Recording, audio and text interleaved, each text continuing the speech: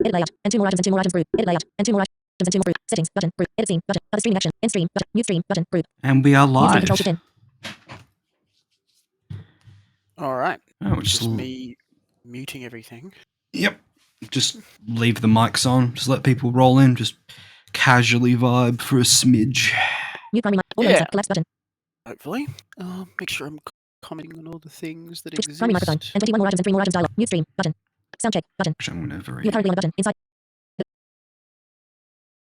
Say something is WA LARP if you haven't already. Yeah, probably should. Button. Button. Actually, you know what? I will. Button. Button. Button. Come Oh. Button. Button. Quit nav on. Quit nav off. Quit nav on. Edit individual audio sources settings. Add audio button. Group. Stop listening button. Button. Button. You edit individual audio 4. Mute voiceover. Mute individual audio source. Realized I did not mute the voiceover input in my mixer. That is important. That has been a weird problem in the past. Yep. Yeah, I'm annoyed I did not remember it, but evolution with time and such. Alrighty, let's get this moved.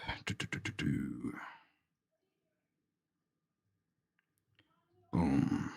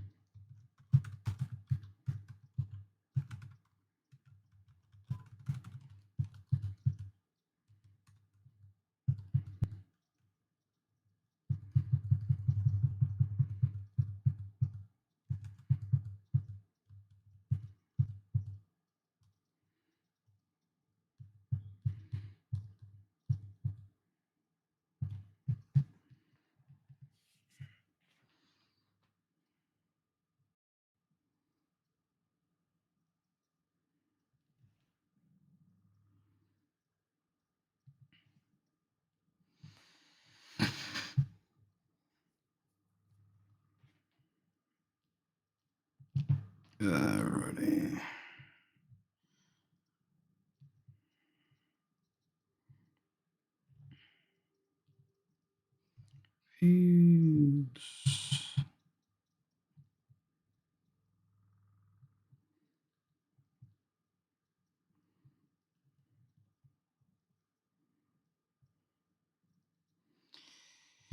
Alrighty, pull up a Twitch feed myself. Button.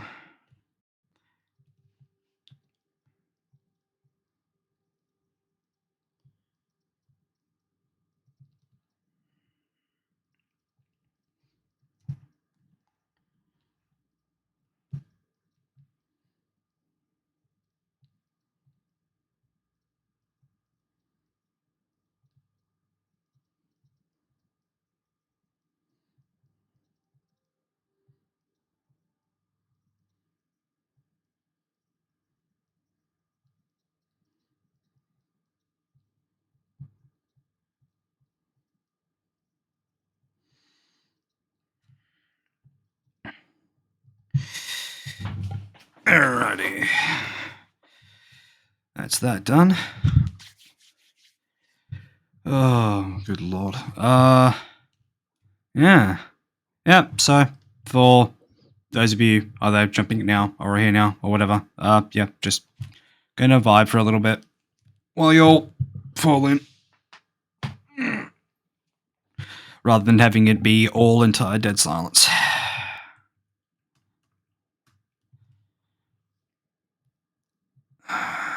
Right. Hello, Tim. I see that your boss has you where he needs you.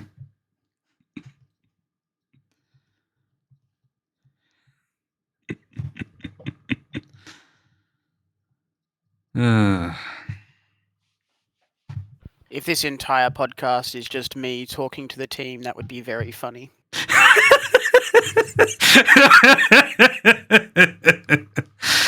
I mean, hey, at least peek behind the curtain at what things are actually like.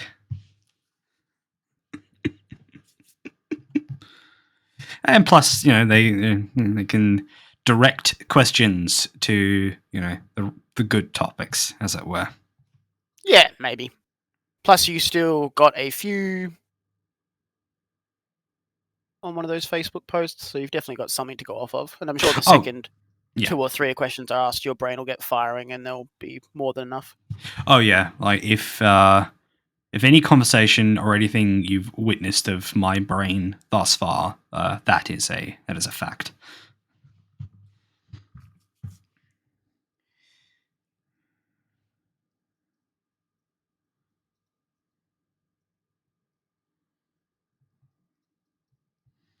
You know what, Tim? I appreciate that. I do appreciate that.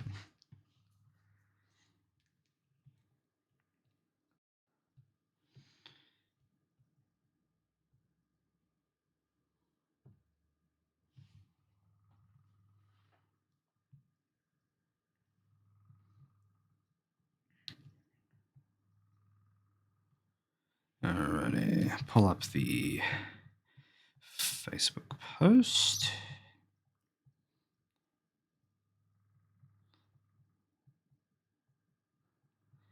Oh, I have so much stuff to do.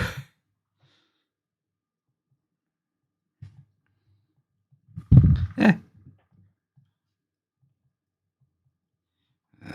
Where is it? Nope. See somewhere.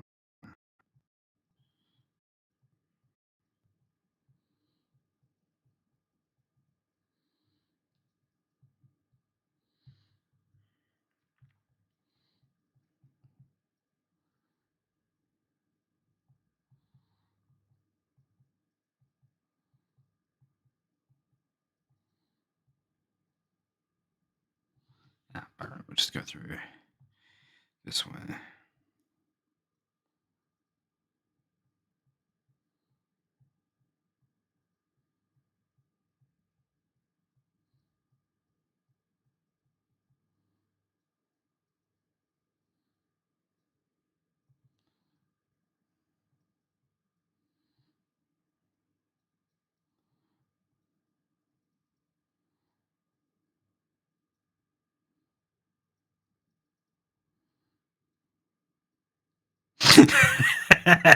I forgot how good some of these questions are.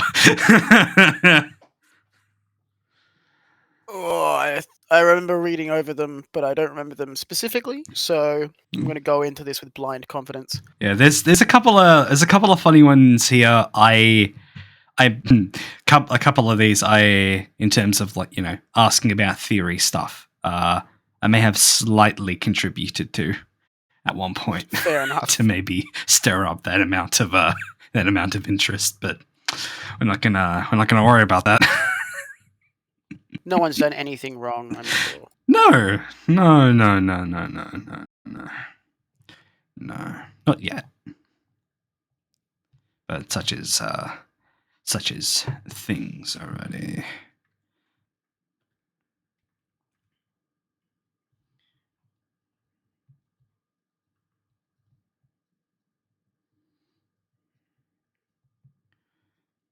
Welcome, Shelf Goblin. The Goblin is always welcome to this stream, this absolute scuffed nightmare of a stream.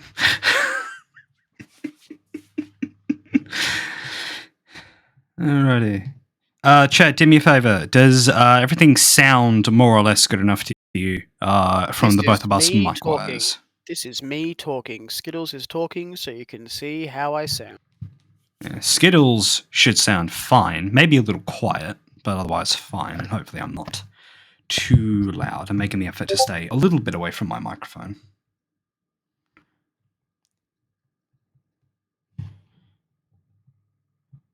Yep, that's what I thought.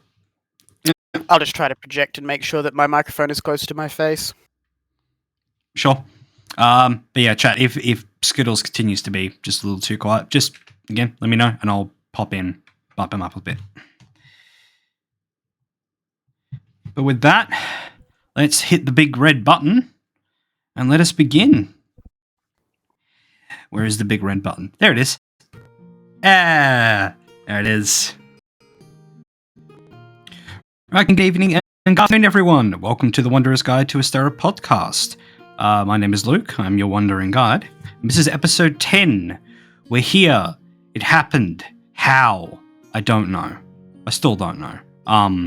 Probably sheer stubborn-mindedness and a legitimate enjoyment for creating content such as this. Along with various other people, not the least of which is all of you watching, following, sharing, liking, commenting, all that jazz. It really does matter quite a bit. I'm not really fussed about algorithm stuff or any of that crap. It's more so just the engagement is encouragement in and of itself. You know, when you see a little number go up, makes lizard brain feel good.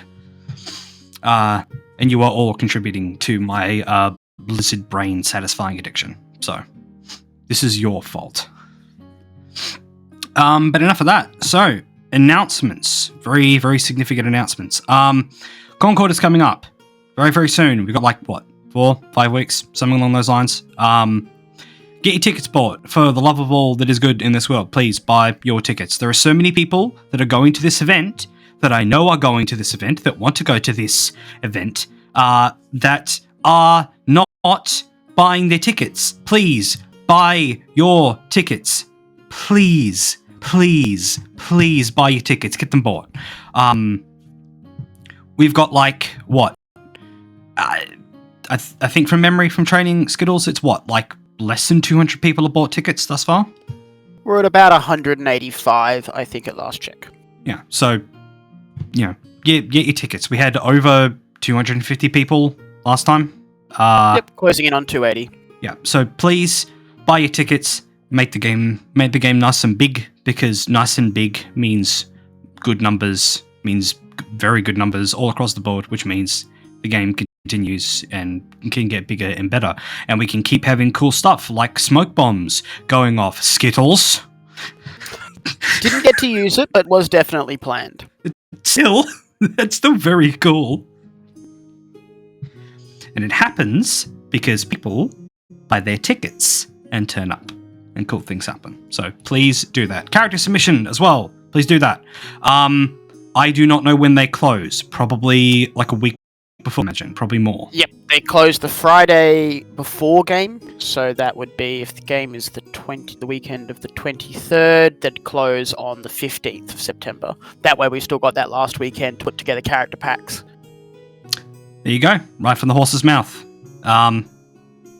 This is also directed at myself. I need to get my character submitted. I really need to do that.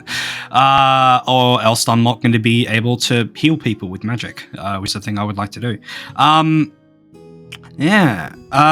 Beyond any of that, I can't think of it too much else other than I more or less have the next 2 episodes lined up-ish, assuming things go to plan. The next one will be with Zoram, one of the major fighty folks within Concord. He and I will be having a chat about combat on the field, tactics, and the various ways that he and others in the community are trying to bring everyone's sort of combat standards up by providing good and useful training not just with weapons, but like endurance, stamina, tactics, formations, various stuff that actually is legitimately super useful.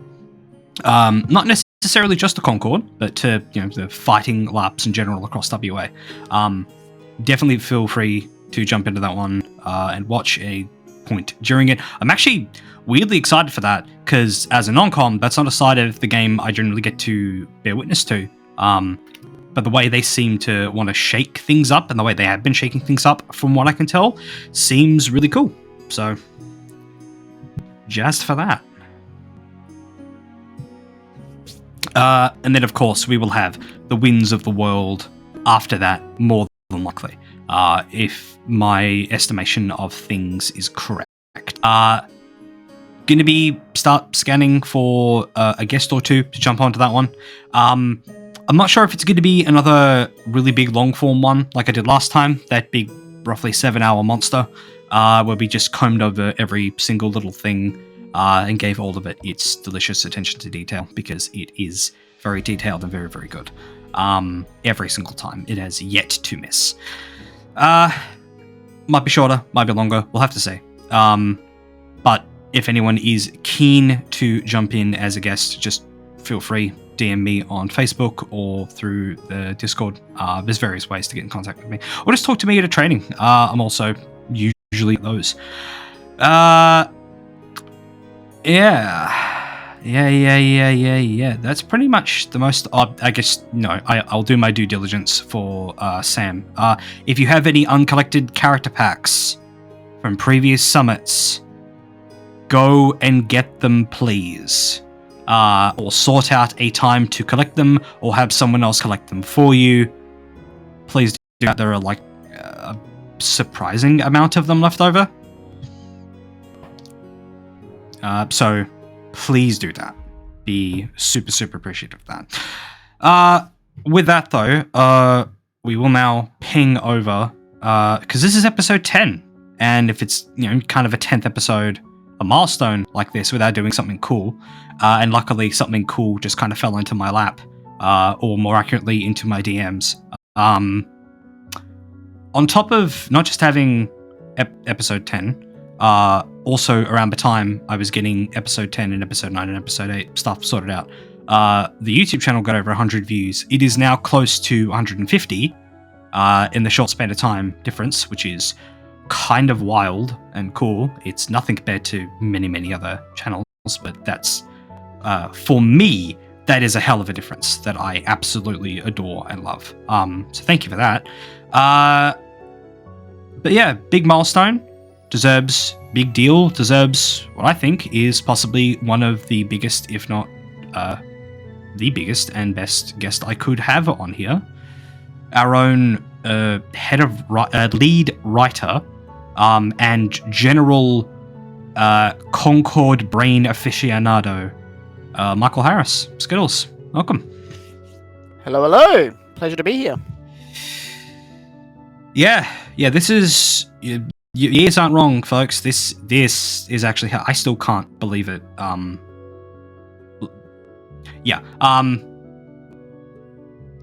didn't get to sleep until like 5 a.m. this morning because I was legitimately excited for this. Well, hopefully I can live up to the hype. I'm sure I'm just a regular guy who writes about elves, not for a living, but for fun. That's true. That's very, very true. So there's a lot of general...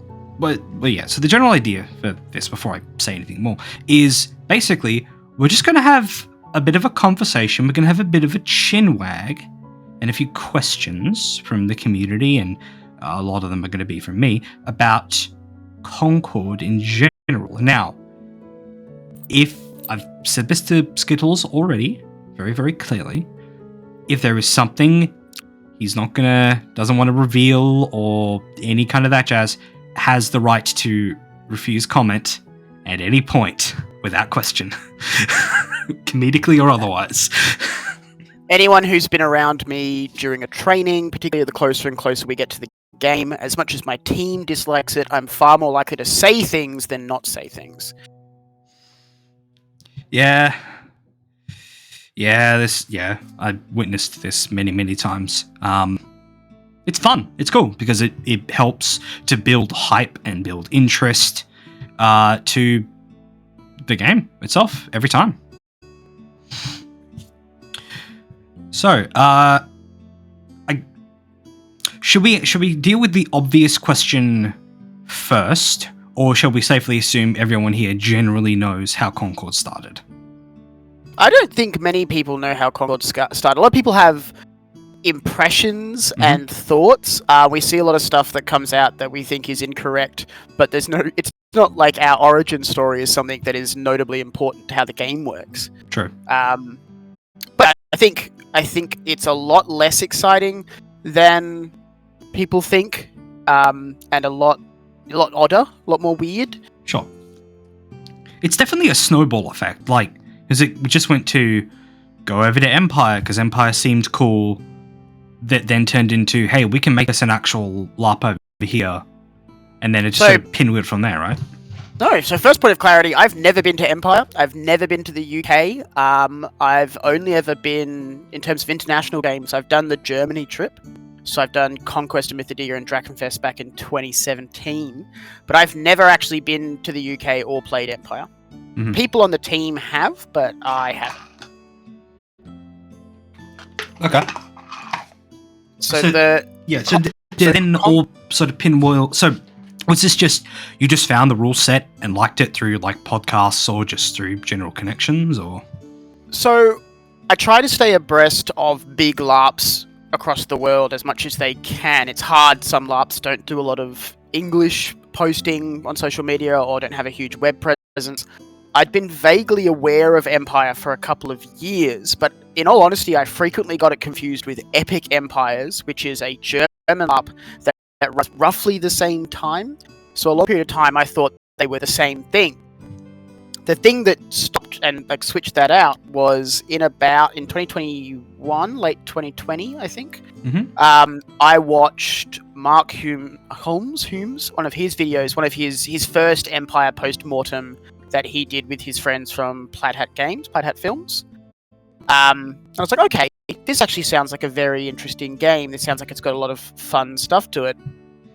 But the thing that really clinched it, and this is quite funny, the thing that made me do a deep dive into Empire was poking around on their website. I ran into their character creator. And Empire, for those who haven't poked around on the Empire site, has a very well done, very clean, very crisp character creating app, sort of. A small pseudo program that allows you to go through character creation. I was blown away by that app. I thought it was really interesting, really smooth, really exciting. From there, a deep dive into the wiki. From there, messaging some close friends, thinking like, I'm gonna try and take this core concept, this fantasy UN PvE/PvP thing, and I just want to write a version of it that I'd like to run.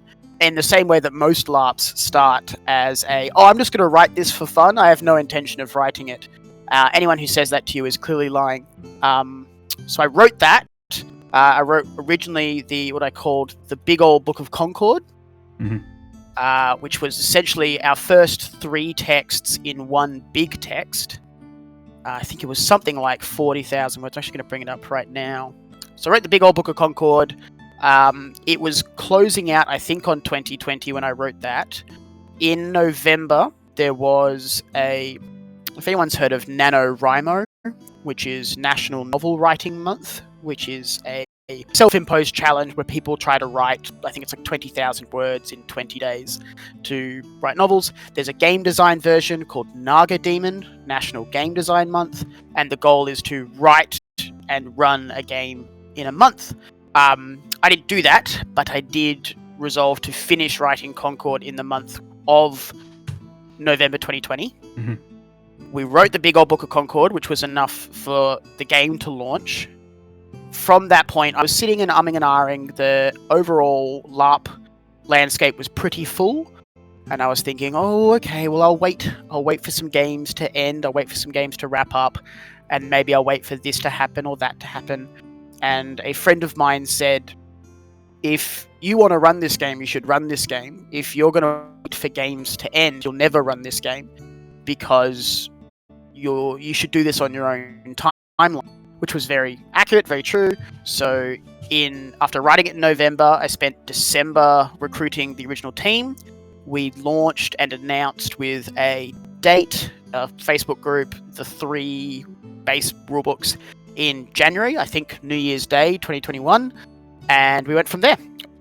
During that process, I got in contact with Matt Pennington and mostly Matt, but also the team over at Profound Decisions, and I went, hey, their game is particularly listed under the way they handle their copyright, is that there's nothing new under the sun. Anything that they've written has been written and just thought of by someone before. And I said, that's totally fair, but I am stealing your core concept. We have our own setting, we have our own bits and pieces, and a lot of the rules are our own, but the core concept is definitely yours. And the Profound Decisions team couldn't be more supportive, couldn't be more hype. I exchange an email or so with Matt once or twice a year, just talking about bits and pieces, and I definitely bothered him a decent amount in the lead up to our first game, having my own little panics. Mm-hmm. But haven't even spoken to Matt or anyone over at PD vocally, over a call, just email, and now we are where we are. Huh. Neat. I have nothing more to say to that. That's just neat. So so a lot less official than people think. Sure, but you could still call it a snowball effect. Definitely. In a way. These games rarely are planned. You do require one to kick your butt the first or second time to get rolling, and it definitely was, I'll just write this for fun. Oh, this has gotten big. Now I'm feeling it to other people to see what they think. All of a sudden, I've asked half the team unofficially to join the team. Now I'm asking people officially. Now we've got a Facebook group. Oh no. Yep. And now it's, we're coming up to the 6th game, not counting smaller sanctioned events. And it has become a thing. Bigger than ever. Still not the biggest LARP event that WA's ever had, unfortunately, but we're chasing that 300 number so we can take that title away from one of Sam's previous events. Was that a Shattered World or was that Gecko? So it was neither. This is a technicality, but Tia Solon, which was one of WA's earlier LARPs, ran a one-off single night steampunk ball at Government House in the city, which had, I think, 295 people. Yes, it was a LARP event. People were playing characters, and there were a lot of people who were LARPing there, but there were also a lot of people who were there just to have a steampunk ball atmosphere. It was definitely...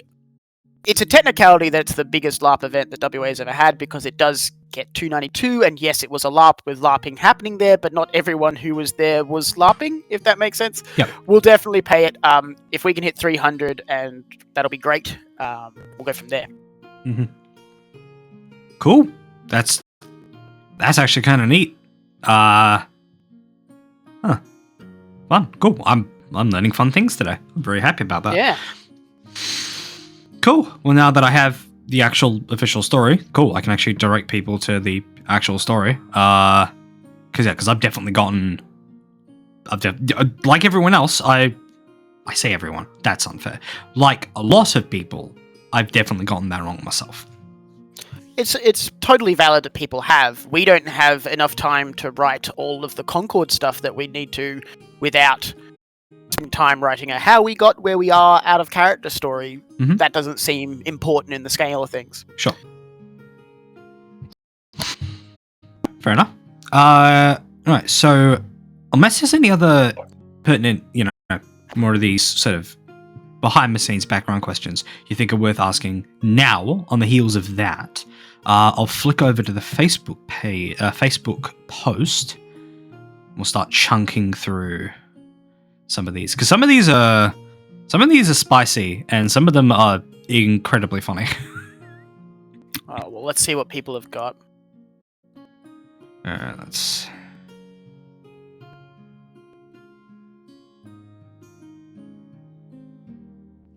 Okay, yeah. I'd be remiss to not ask this first. Melody is asking a very fair question, and definitely one I was going to ask. So, on a scale from chuckling at player shenanigans to face palming incredibly hard, what's your how do you feel about the different player conspiracy theories that have popped up? They're so much fun. We always enjoy hearing about them and listening to them. There is 3 responses we tend to give to the player conspiracy theories. One is utter bewilderment. No idea how we actually got that way. How players think that X is Y, or that there's this whole big conspiracy theory towards a thing. Happy to let those continue. They're part of the parcel of people reading the world and reading the game and understanding it, so definitely happy for that to continue. The second response is genuine joy when players have pieced a few transient pieces of knowledge together to form a proper and good understanding, which is great. That's the perfect result. You want people to bring the lore together and realize what it is in a way that is exciting for them and progresses the game. So that's genuine joy. The third one is mild annoyance and excitement when the players, frankly, come up with a result that's more interesting than what we had written. Mm-hmm. Because that's great when players are better writing than you do. That's why I write LARPs and not novels. But by the same token, players will never know when that happens, because a lot of the time, if someone writes and comes up with a point that is better than what we had, we just might steal it. We just go, oh, that's better than what we have, let's just do that. But more often than not, so much of the game is connected and hooked to each other that it's not really possible for us to change things midstream. But often we'll go, that was a better way to do that. When we do something similar in the future, let's keep that in mind. Mm-hmm. So generally speaking, it is giggles and a fun time, joy, or a little annoyance at ourselves for not being better writers. Mm-hmm. It's very much the case, like, going off of my own very limited experience with it, it's very much like being a game master or dungeon master with the TTRPG. It's either, how did you draw that conclusion? I'm so happy you put those pieces together. I'm so proud of you. Or, shit, why didn't I think of that? Fuck it, I'm stealing it. Yeah. it's always that, because it's a case of, you know, your own brain, like you know how you think, but it's when you take your idea salad and you put it on the table, other people are going to read that idea salad either more often than not differently to you, and less commonly the exact same way, and thusly unravel everything you had planned. Yeah, and that's totally fine, and that's totally valid, and being able to look at other people's writing and look at your own writing and go from there is one of the best ways to be a better writer. Right, this is a fun sort of continues to that from Bean. What is the most outlandish theory you have heard thus far, if you can remember, and if it will not spoil anything? It is very hard to not remember it. It was the Saturday morning of last summit, so it was day 1. We hadn't actually started yet because the game doesn't kick off till about 3. Mm-hmm. Mitt, the other assistant lead story, were just getting through town, and we came by some of our favourite players having a bit of a conspiracy hoedown, and the word spaceship came up, and we said, what do you mean spaceship? And the response was, when we look at the spheres, when we perceive them both in legend and through other methods we've heard of, we perceive these glowing circles, and what if those circles are the engines of a spaceship? What if the mortal sphere is a spaceship, and when we look at the divine spheres, we're looking at the engines, and what if all of existence is just a complicated mechanism to keep this spaceship running? Which is definitely the most outlandish one we got. Mm-hmm. Like, not by far. There have been others that have been definitely particularly close, but existence as a spaceship is a new one. I mean, you could. It makes sense on a meta level of, yes, we are providing the fuel for the ship that is Concord, the game, to continue, right? So from a meta level, sure. From a literal level, when you began in weaving that yarn and said the word spaceship, my mind went to a very different place, in a theory I have discussed with other people. It wasn't that. That one's definitely got a dose of Cocoa Puffs in it, I think. It's a little bit. It's a smidge cuckoo. Wild Definitely. and interesting, but cuckoo. But you won't get to the weirder stuff if you don't work through it. And there's weird stuff in Concord. There's definitely some strangeness going on, so you're not wrong to go. Yeah. Like, the spheres themselves pose a lot of questions. Like the different verbiage and stuff that's been used over the years. The Elsevier are weird. There's stuff connected to the Art of Bazan that's weird. There's the hunger of fucking Drummond I am still terrified of by name alone. Yep, and they are all... There is both hidden and obvious weirdness. And not all weirdness is a kooky weirdness. Some of it's a spooky weirdness, so definitely some strangeness. Mm-hmm. Absolutely.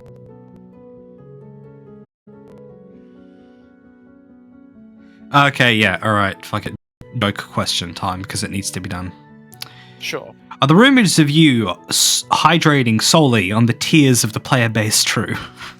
No, if anyone's been around me at game, they know I primarily hydrate through vitamin C tablets and bourbon.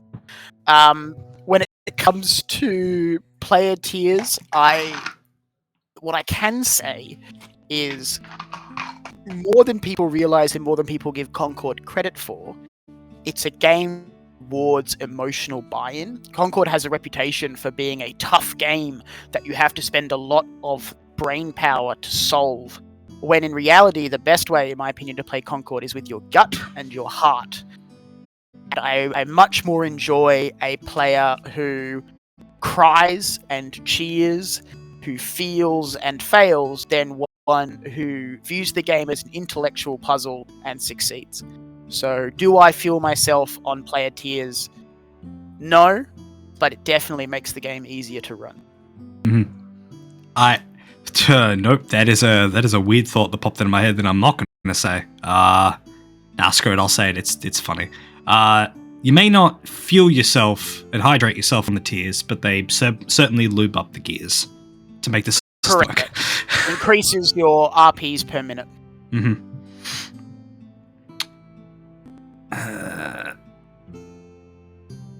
Let's see. What's another... Oh, right. Yeah, have to ask the other joke question. Do you sleep more than 3 hours a day? Normally, yeah. I try. The possums that live in my walls at home try best to stop. At Summit, I think we get about 6 hours. I think. That's good.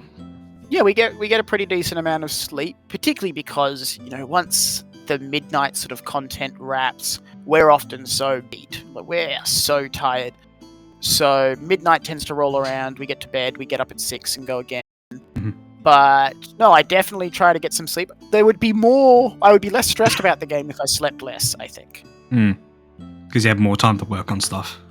Definitely, but anyone who's done a big creative enterprise knows that it's often not time. You can smash out 20 minutes of good writing that would be worth 3 hours of bad writing. Yeah, it's fair. Very, very fair.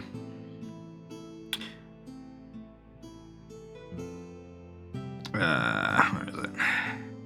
Yeah, alright. What is your favorite aspect of the gameplay options and why?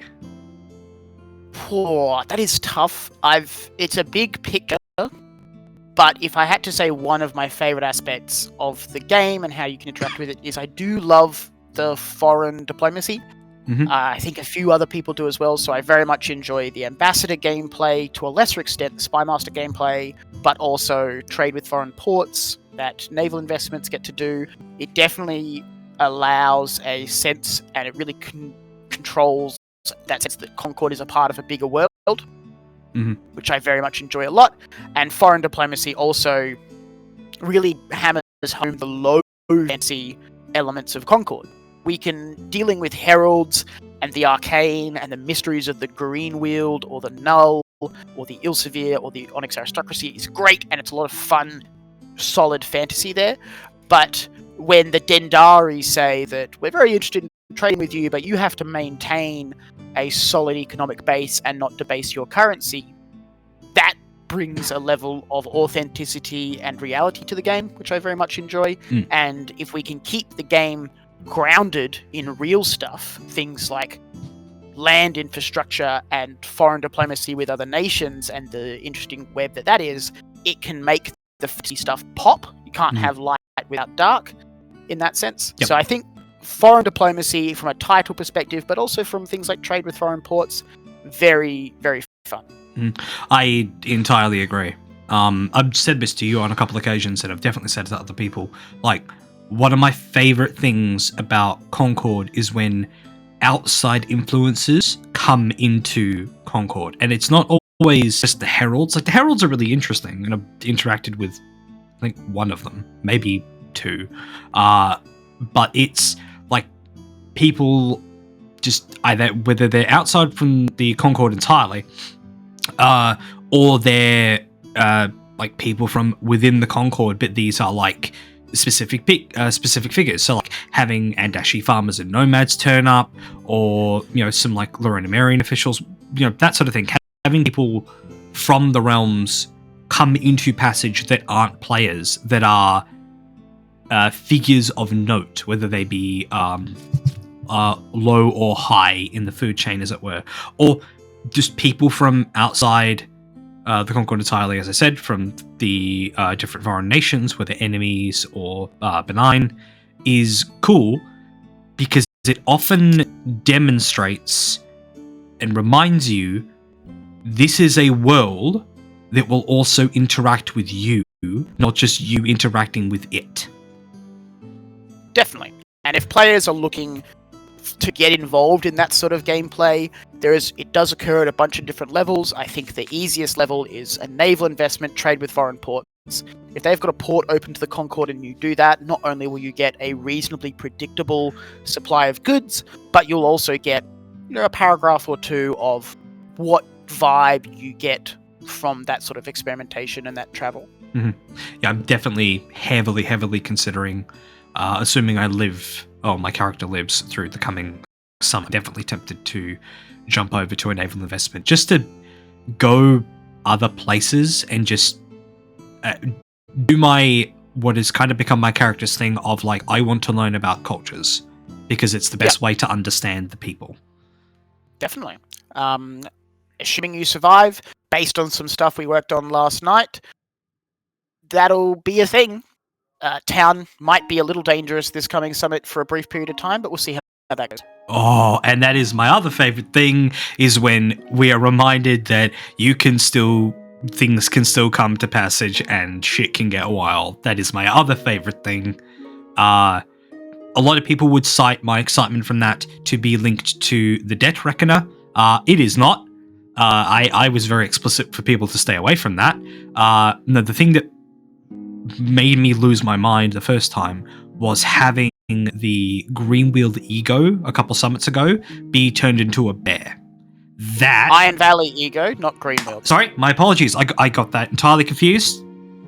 Edit it in post. Yeah, that, just hearing it from the Shard Circle area, just hearing that scream, and obviously, like, you're in the Shard Circle space, you're not really supposed to react to that kind of thing, but it was when someone then walked in through the portal and said, the Zerkatal have come to Passage. Oh, the fear and adrenaline that shot through my system was delicious, and I loved it. Definitely an event that occurred and was a thing that happened. Mm-hmm. And then just all the other stuff that came out of it, like they weren't actually there. There was some other stuff involved. I'm not going to go into all of it. All of you listening, you can find out about it in game. But that is like that sparked some of my like favorite things. All the different stuff of like Passage is meant to be the hub safe space for the most part. Like bad things can still happen there, but it's either a player doing it to another player. And again, when I say bad stuff, I mean purely in-game bad stuff. When outside game stuff is its own thing. But it's either a player doing it to another player, or it's a somewhat predetermined thing that has risk, or itself is meant to be hostile or antagonistic by its nature. Cited the Deck Reckoner and the turning an ego into a bear sort of thing. It's cool to be reminded that whilst Passage is, where it is and it's guarded and it's protected, bad things are still going to happen. And that's the most visceral example. We don't want to make it a constant threat, because definitely if that's a hand that is overplayed, that would get very old very quickly. Mm-hmm. We want instead to make players aware that they can bring danger to Passage. Of course, we never want to just, unless it's heavily signposted, have a severe invasion of Passage. That's not really on the cards, because it's important that Passage does remain to this level of peacefulness for the game to actually function. But definitely danger coming to Passage, or danger rather being brought to Passage by players acting one way or the other, is important. Oh yeah, like I still love the fact that my first summit involved just going over to the hospital and observing its function, to then have a bunch of folk with Elsevier tadpoles come in, and having that being discovered for the more or less the first time, and the shenanigans and fear that arose from that, and not having proper processes, was really, really cool and terrifying, but still really, really cool. And if that broke out and got serious, it's cool. Yeah, it's fun to have that the spice, but yeah, it needs to be a semi-calm space for the gears to turn properly, or everything just turns into a paranoia, anxiety, fear fest for a little bit. Definitely. And then just overplays the hand. Yeah, 100%. As much as I would love to have, just an army turn up to Passage and just like siege, because tactically an army is nearby and it would just do that. But also hard to represent. That's another thing in itself, I suppose. Definitely possible, and we have talked about it in the circumstances where the Concord suffers incredible losses in the Rona Mare. But it is more likely we would see a circumstance where the final summit, as it would be, is held with the idea that the remaining Concordian armies are holding a cordon miles away. So we have that sense of looming danger, but not having to represent a couple of thousand bad guys on a field that we don't have 1,000 people. Yep, makes sense. Totally makes sense. Alrighty, let's see. And obviously, if you spot one here yourself, you want to sort of shout out, feel free. Sure. Of course.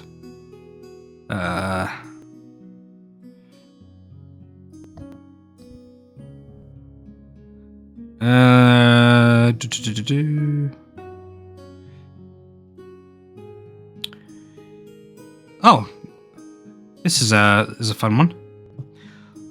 What are you the happiest with what's happened so far in the game? So I guess maybe to focus that one a little more, what is let's say like an event or a storyline or a story beat thus far that you're really, really pleased with how it occurred with Concord has gone so far? Ooh, that's a tough one. Sitting down, it'd be very easy for me to say, I'm very happy with the success, I'm very happy with this, I'm very happy with that. I'm very happy with the amazing stuff the Concord team and the community has done to site. But in terms of story nuggets and where things have gone, I'm quite happy with the Twin Blade Confederacy and where that has ended us up. I think we've ended up with 3 very interesting not foes, but presences in the world that bring a lot of human threat and understandable nature there. So the way that played out has been very exciting, both on-field and off-field. I'm rather excited with the future for the Greenweald. There's some Greenweald stuff going on that I'm quite a big fan of. I'm just looking at the map.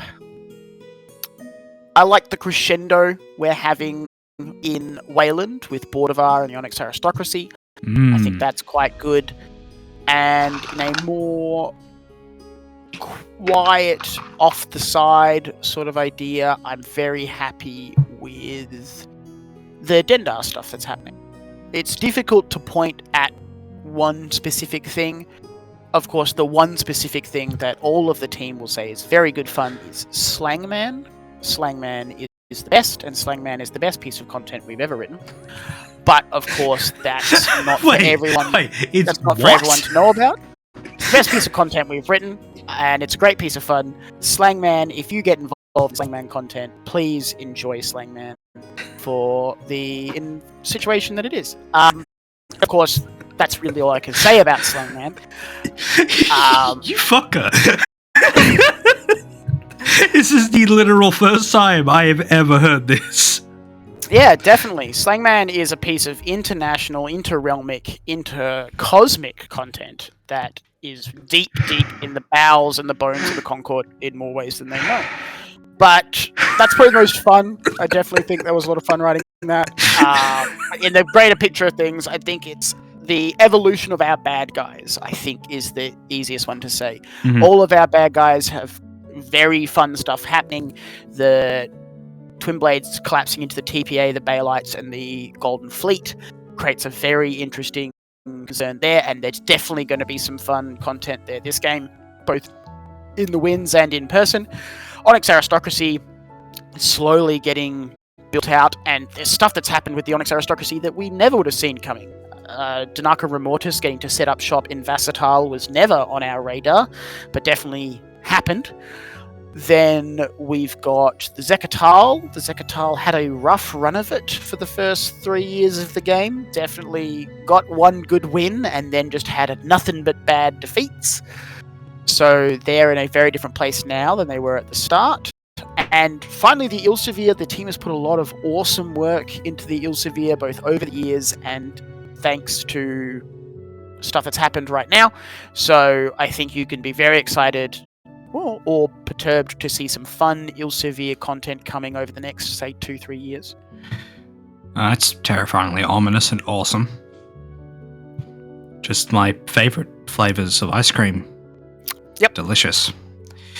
I hate it. Fair. Alrighty. Yeah, alright, let's get a little introspective in this, shall we? If you could start Concord over again, what would you change? It's a massively huge change, and it's definitely probably a controversial thing to say among Concord, but if I was doing Concord again, I would not use the Divine Spheres. I would instead take the Way whole cloth from Empire. I think when I made the changes during the writing period, there was a lot of stuff that I changed because I felt like I had to. And while I love our Divine Spheres and there's a lot of fun, high fantasy stuff we can pull off with it, I think as a social mechanism to create conflict and push good game, I think the Way is a less bloated, more targeted and better written vessel for motivating characters and creating a human-centric, action-centric religion. Mm-hmm. I think the more fantastical elements of the Divine Spheres that we've got, which are really fun, can lose the human in their fantasy, which is fine, and it's what we've got, and we're definitely making a great story and a great world out of it. Mm-hmm. But I think the Way is just very cleanly trimmed and it just creates so much game. Yep, I would be inclined to agree. When I started delving into Empire and sort of the differences between the two, there was definitely something I did find a little interesting was, that we didn't have the version of it. Not to say, I guess, from just purely in a speculative hypothetical idea is that, or position I should say, is that the way in theory, or at least the broad strokes of it, could still be introduced. It maybe won't be the exact same, but in theory it still could.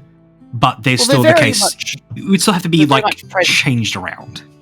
They're very much present in Concord. Servitas is very much the virtues of loyalty and wisdom, whereas Arcadian is very much courage, and obviously Panoply is ambition, and there's definitely a lot of things wrapped up in that, and pride. But we also do steal some of the false virtues that you find in Empire in our game are legitimate. So Lumos is the sphere of hope, whereas hope is a false virtue in Empire. There's definitely some solid stuff there. And our priests, while our church is getting into a place where it's more well-rounded, our priests are definitely getting to that point where we're seeing more when we talk about priest gameplay behind the scenes, we tend to split priest gameplay into 3 chunks, which would be mystical priest gameplay, which is the process of completing ceremonies and resulting in magical effects. There is political priest gameplay, which is the process of navigating through the church's political powers to reach an end, be it one that you want or one that you don't. And then there is also moralistic priest gameplay, which is the social contract where a priest guides other individuals through the spheres to achieve good acts. And we've definitely got the first 2 nailed, but the community is still, particularly with a strongly atheistic community or a community with a lot of religious circumstances, getting to that point where they're extremely comfortable with that can be difficult. But we're definitely getting to a point where we've got more and more moralistic priests coming forward, and you'll see a lot of the tweaks that we've done in the past to the rule set to try and push that forward. For example, the removal of Divine Law 1 to make being a priest more of a notable choice was pushing that forward. If you are a priest, if your character has Divine Law, they should really be a priest as a main point of their character, not as a secondary. Definitely, big agree. Very, very, very big agree with that one. I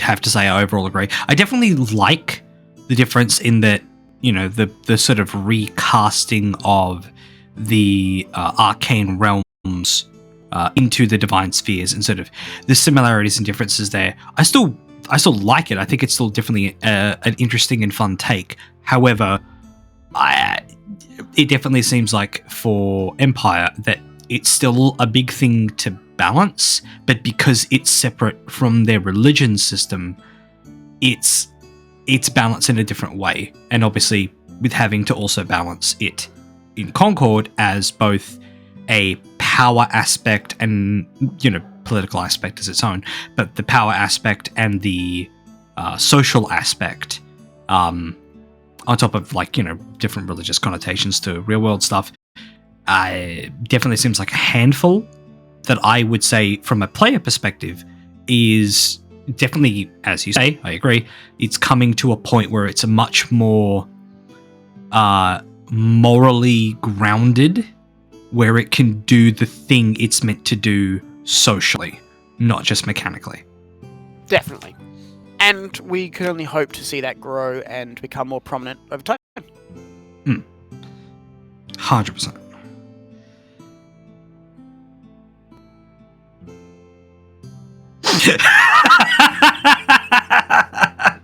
I did not know that, Tim. Thank you. Mercy is not a virtue.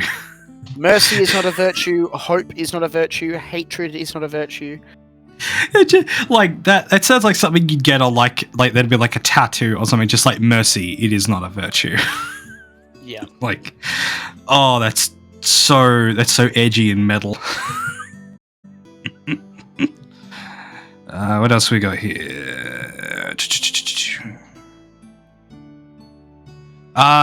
Right. Feel free to not answer this one, because it's a little interesting.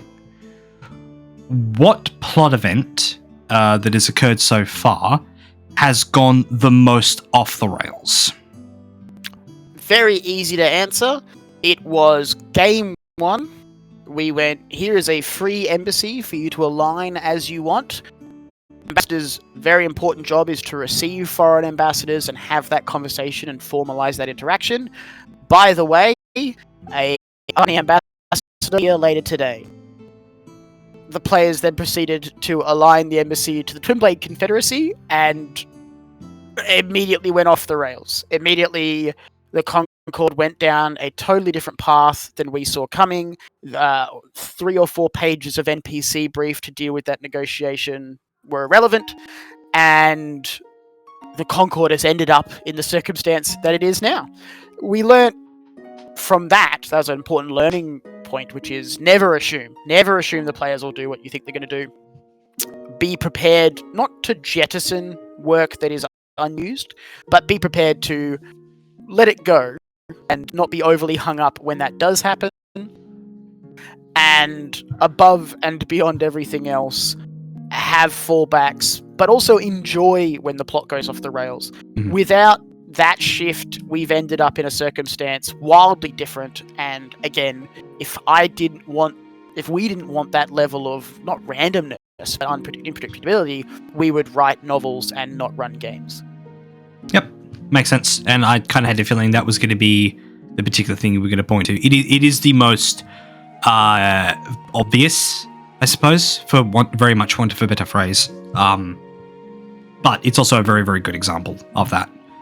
Because it, as you say, it has us where we are now, for better or worse. Definitely. There's nothing in the path of how we've gotten that I would change. Mm-hmm.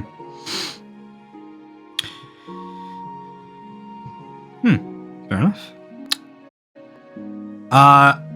Alright, right, Zorum's kind of asking a couple of fun ones here, and I definitely, I think I know what the answer to one of these might be. So, which realm do you think of the 5 has latched on to the original brief the most, and which one has gone off in a direction you kind of didn't expect? You know, kind of interpreting it in a weird way, but not necessarily in a bad way.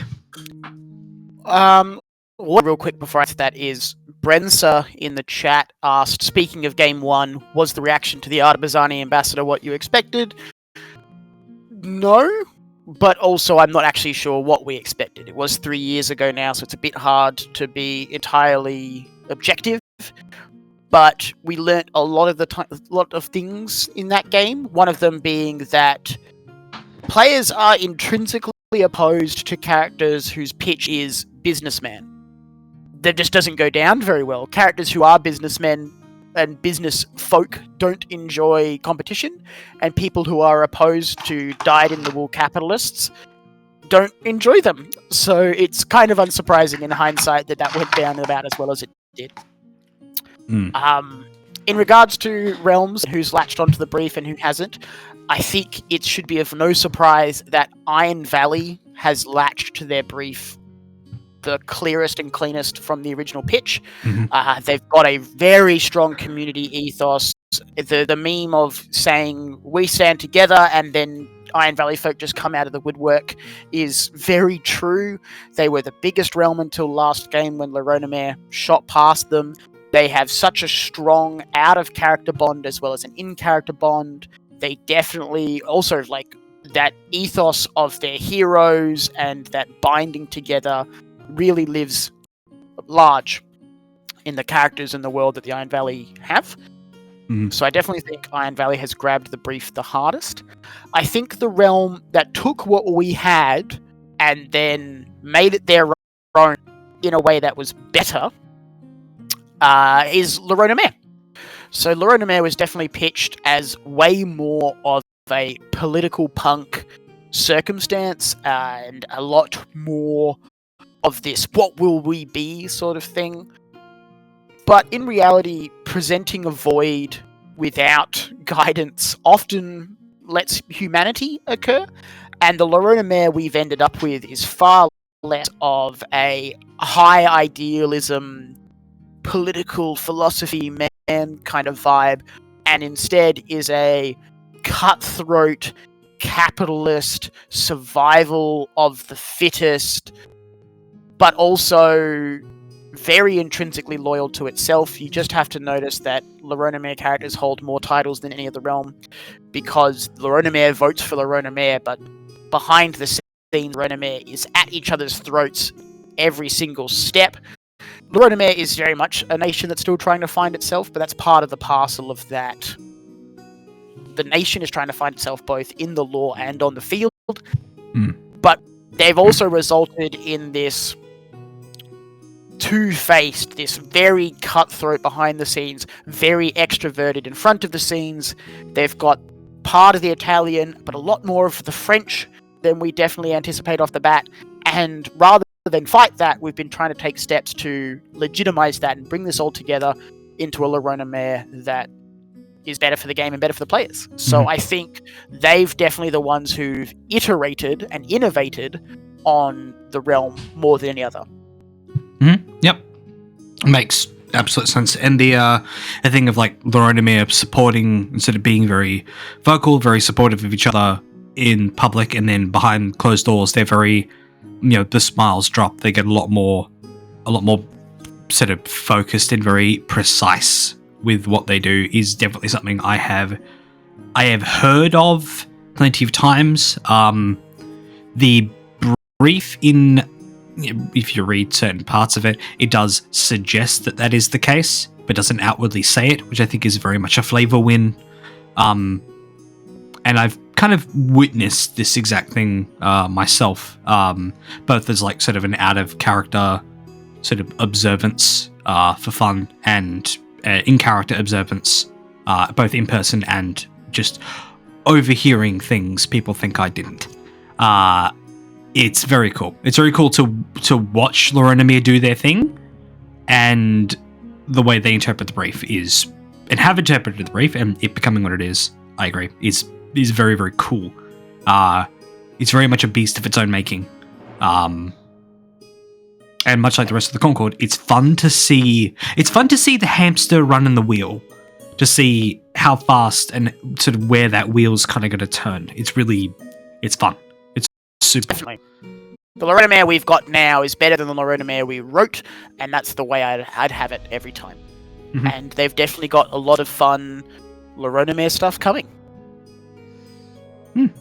Fun.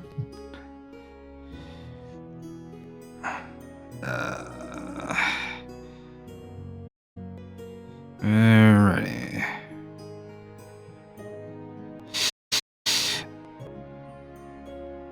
And honorable mention, by the way, thing I would do differently if I was restarting the game, I wouldn't have Bolsterly and Brothersley be two regions that exist that close to each other. Yeah. That's just a stupid decision. Also, it makes no sense that Windholm is a Holm, not a Lee. Why did we do that? That makes no sense. Bear and Boar, yes, Tim is very correct.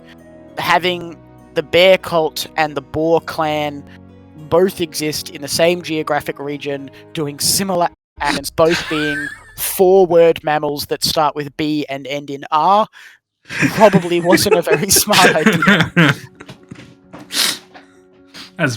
Fair. Very, very, very fair. So my apologies to any of the Iron Valley folk in particular who I have harmed with that alliteration. It's definitely happened. I've definitely noticed it happening more than once. It's very, like, every time I have witnessed it, it's been corrected like pretty quickly, but it's a little funny. It is a little funny. Yeah. Mostly regret, a little bit funny. Yeah. Right, so Brendan Lyle's got an interesting one that I pseudo answered, but why not? Was there something about the game you were hesitant in pitching to the players, but ended up actually going really well, and the player base ended up surprising you? Ooh. There's been a lot of little things. To be honest, the one that was at the time very controversial, is still a lot of management, but has gone the best, I think, was the IC camping requirements. So for the longest time, we have always found IC tents are an expensive investment. A good deal on an IC tent is $500. That's for a good tent. You can definitely go to that $450, $400, but you will have some problems locking that in. But when we first pitched that, there was definitely pushback, and reasonable pushback. No one is wrong saying that this is a lot of money and this is a lot of concern. And we've done our best since the game has launched to facilitate accessibility and to be forward about these are the ways you can get into IC camping, and the Hotel Concord system is also there. What we did find in the long run, 3 years down the track, is that when you set a bar, the community will reach it and then exceed it. We've gone from so many broken, bad $200 gazebos that anyone who's been LARPing in WA for a long period of time can tell you have shattered and flown across fields and been eyesores, to a mass amount of great IC tents, solid structures coming together, and a town that looks better than ever. And the fact, while we were concerned, and it is still a thing we have to manage and be very transparent about, the community has blown us away with their acceptance of those requirements, resulting in a game that looks, feels, sounds, and emotes as the town better than we ever could have hoped. So the IC camping requirements have definitely been something that was trepidatious to do, but has resulted in great results. Yeah, resulted in great results? What is that sentence? I mean, it's half of LARPing is the aesthetic, more or less. So it makes sense that you'd want the camping stuff to be as in that as possible, whilst still having a space for those that can't hit that aesthetic in that way, for whatever reason, to still be able to do that. So I think the way it's been done on the team side of it, I think is great, and then Playerbase have handled it on their side of things very, very well. Of course, you've got those that can have the IC tents and dwellings have done so, and those that can't, have a fairly quiet, out of the way space that's just a nice quiet space to just be. Definitely. So it seems very, very nice. We'll always keep working on it. Brenser has asked, this is probably only for a small number of us, but how do you feel about the build-up and culmination of the Sand and Gold confluxes? Sand and Gold, for those who weren't aware, was a 4-game running set of 9 AM tomb puzzle confluxes set in Andash that players could access by purchasing tickets, essentially, on the auction. And Sand and Gold had its final puzzle room last summit.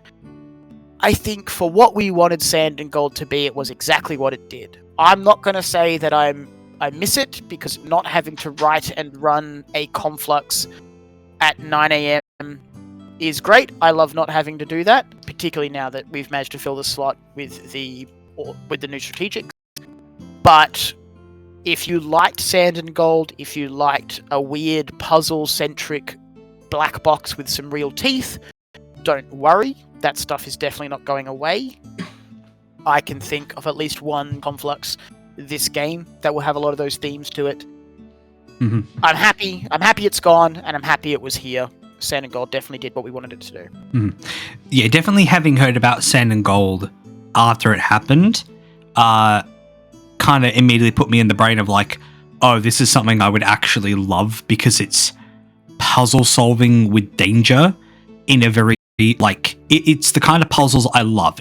They're like in the environmental sort of interesting puzzle. Like it seemed my vibe, very, very much my vibe, and it's something I'm going to keep an eye out for going forward, because it definitely seems fun and engaging in a way I have very often found fun. And the danger is its own thing. I do have a bit of a thirst for danger at this point, as is probably evident. I'd much rather players and characters that grab the game, grab it and run with it. As Empire says, drive it like you stole it. It results in far better game. 100%. All right, fine. We'll ask this particular Zoram question. Why not? If you had 1,000 players, what kind of gameplay mechanic would you like to implement? 1,000 players, we'd see a lot of things change. So off the bat, with 1,000 players, I wouldn't be surprised if we went the way that Empire did and the public auction would go away, just because I don't think it would be functional at 1,000 people, as Empire got rid of theirs once they hit about 3,000. Mm-hmm. For 1,000 people, I think you'd see a lot more Realmic titles and some different stuff there. 1,000 people, you'll see what we've got coming this long hot anyway, which is a lot of a greater focus on bands. So further reinforcing the role of warbands and sects in the realm, but also in the game as a whole.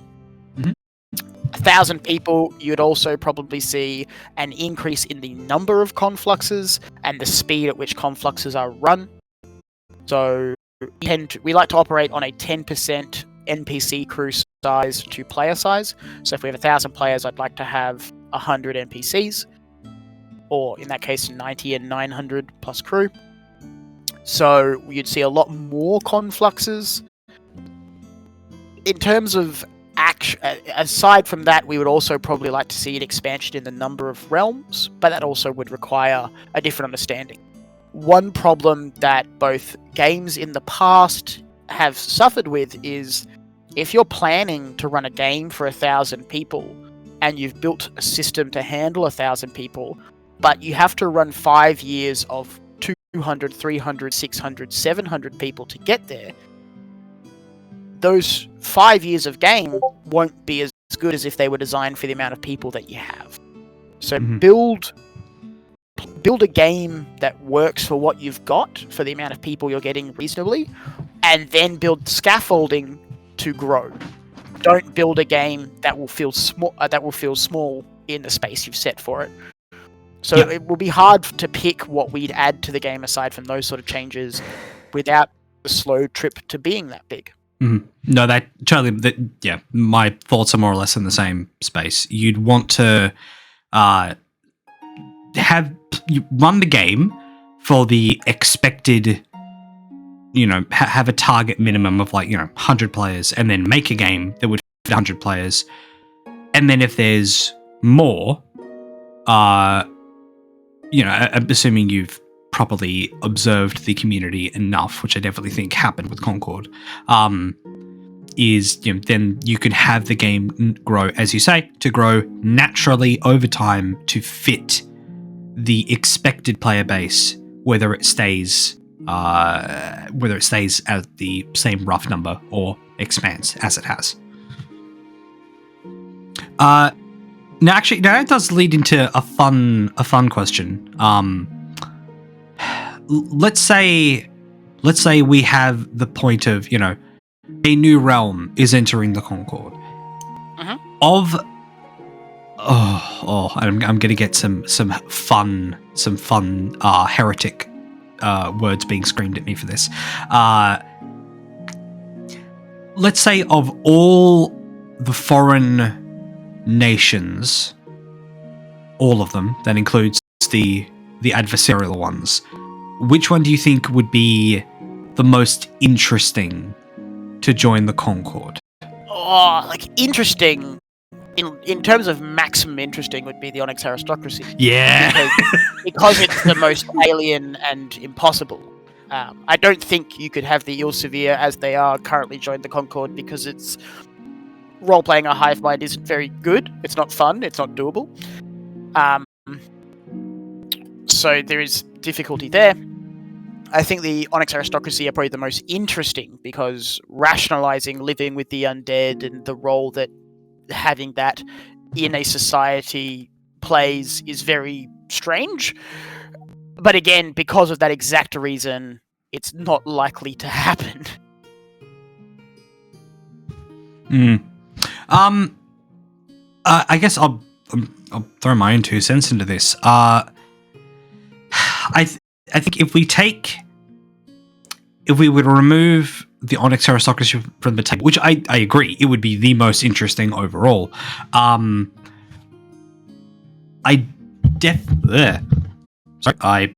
almost yeeted my microphone across the room. I feel like, so the Dendar from a philosophical point of view would be interesting, just because it's a different religion system. They have the ties to the Onyx aristocracy. There would be an immense tension, not just with the church itself as it currently stands, but also with the Art of Bazan. I feel like Drummond would be kind of interesting, just because it's Bordevar but more cutthroat, much more cutthroat. Not quite prior Twin Blade, what they used to be in, again, being very, very cutthroat but still very loyal. But also having those ties to Bordevar, I think could be interesting. And plus, you have the different what are they? Are they fiefdoms? What's the term? The with different them? duchies. Yes, thank you. Within Drummond, with them having their sort of different ways of fighting, their different ways of sort of approaching warfare. I definitely think from something that could naturally click into Concord, I think Drummond might be the best. And while still bringing a lot of interesting. We could kick off the rails and say, Idrian Cabal joining would be weird. It would definitely be strange. There is far more to the Idrian Cabal and the way that they function. I think that would make them not interesting, but would also be very fun for a small select group of players who end up in the right spot. Mm.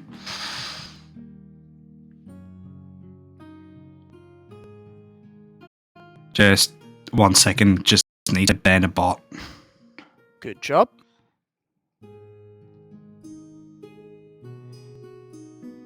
Yes, bot has been removed. Delicious. Yeah, fair. Yeah, I knew you were going to say the Onyx aristocracy. It's, yeah. I guess even more so the case that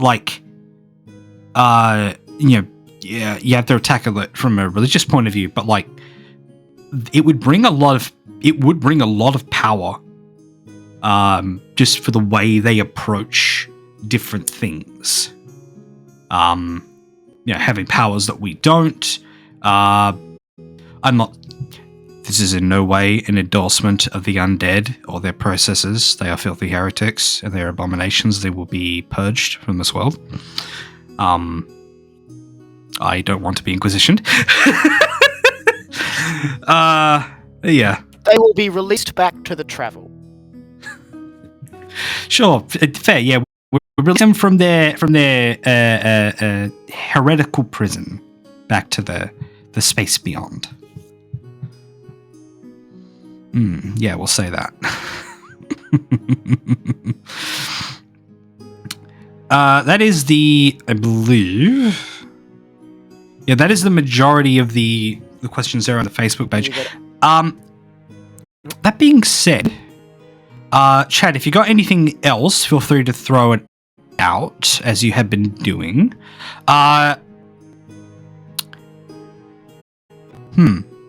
Okay, right. Let's run with this. What would you say is your particular favorite piece of player generated content, whether it's been something permanent or something temporary?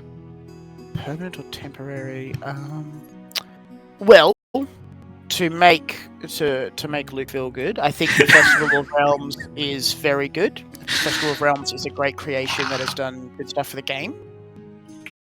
To make other Luke feel good, I think O Panoply or Panoply I Pray, the song that won the Bardic competition at last New Year's event, very good. Some of Rashid's writings on the concept of Stalia were very well presented, and some of my favourite IC writings that have come out. And in terms of event, I think my favourite sanctioned event that I've attended and paid a lot of attention to was the first Board of Arian Feast, which happened quite a while back, but involved a lot of fun content. Fair enough. Thank you very much for the shout out of the realms. Weirdly, Also, I saying the Wanderer's Guide. I'm not gonna lie, at no point did I expect you to say either of those in particular. I mean, look, I'm very happy with how the festival has gone. It's definitely morphed into something I didn't exactly expect, because the original idea was, it would be for the entire event, and all of the realms would essentially turn their own spaces into sort of a multi-faceted carnival, almost like a con. But it being is now a one night affair with a single realm focus is much better. Much better. And so far, the Greenworld event I think went super well. I wasn't super involved with it as a character, mainly because I just had stuff going on. Otherwise, I would have loved to have been in it, but I'm still happy it did what I wanted it to. The board of our event seems like it's going to be a lot of fun that I plan to get involved in if time permits, because it also seems very, very fun. Yeah. But yeah, it's of no surprise to me that some of the particular sanctioned events would definitely have sparked a lot of joy, because it's definitely a place where players do have a lot of freedom to just have fun with stuff. Yeah, and one thing we're definitely trying to communicate to the community is, as much as sanctioned events are a place for you to discuss and attempt to work on the major concerns that you have, that being said, the stuff that Concord is dealing with, when it comes to Concordian, I say plots, so the big moving things of the world, they're things that if we want them to be a sanctioned event, the team will run them. So if, for example, defeating Sister Oak or whatever is a thing you want to do in a sanctioned event, we'll likely say no. But if you wanted to, say, run a series of sanctioned events set along the front line with the Onyx aristocracy, focusing on a lieutenant of the Onyx aristocracy that you've kind of invented, and play a bunch of combat stuff around that, that's certainly valid. We're looking forward to players building their own stories in the world of Concord, rather than feeling like they have to resolve our stories in their sanctioned events. So when players have put their own plots together, has been when the sanctioned events have been at their best. Okay. Neat. That's actually a point of view I actually did not consider. Sick. Yeah. Love that. Right, chat has thrown out a couple of fun ones, and yes, there was a bean question I did forget. Thank you, Tim. Right. If you could remove and or add, kind of altering this question a little bit, if you could remove and or add any spheres, what would it be? We've spent a lot of work getting the spheres where they're at, so I don't feel like there's any of them I would remove. I'm happy with where they're at right now. In terms of spheres that I would add, I will not comment on the grounds it may incriminate me further.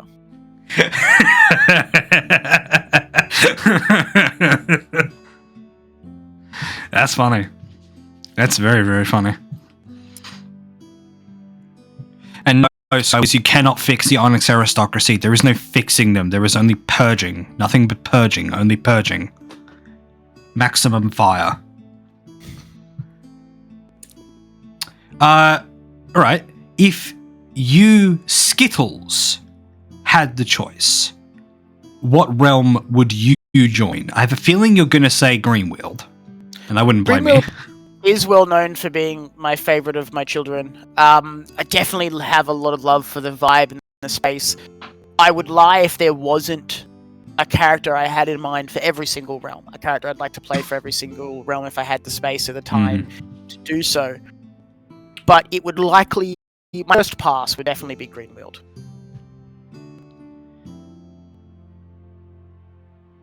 Yeah, that's fair. I do have a as many folk in the Green Weald will agree. I do.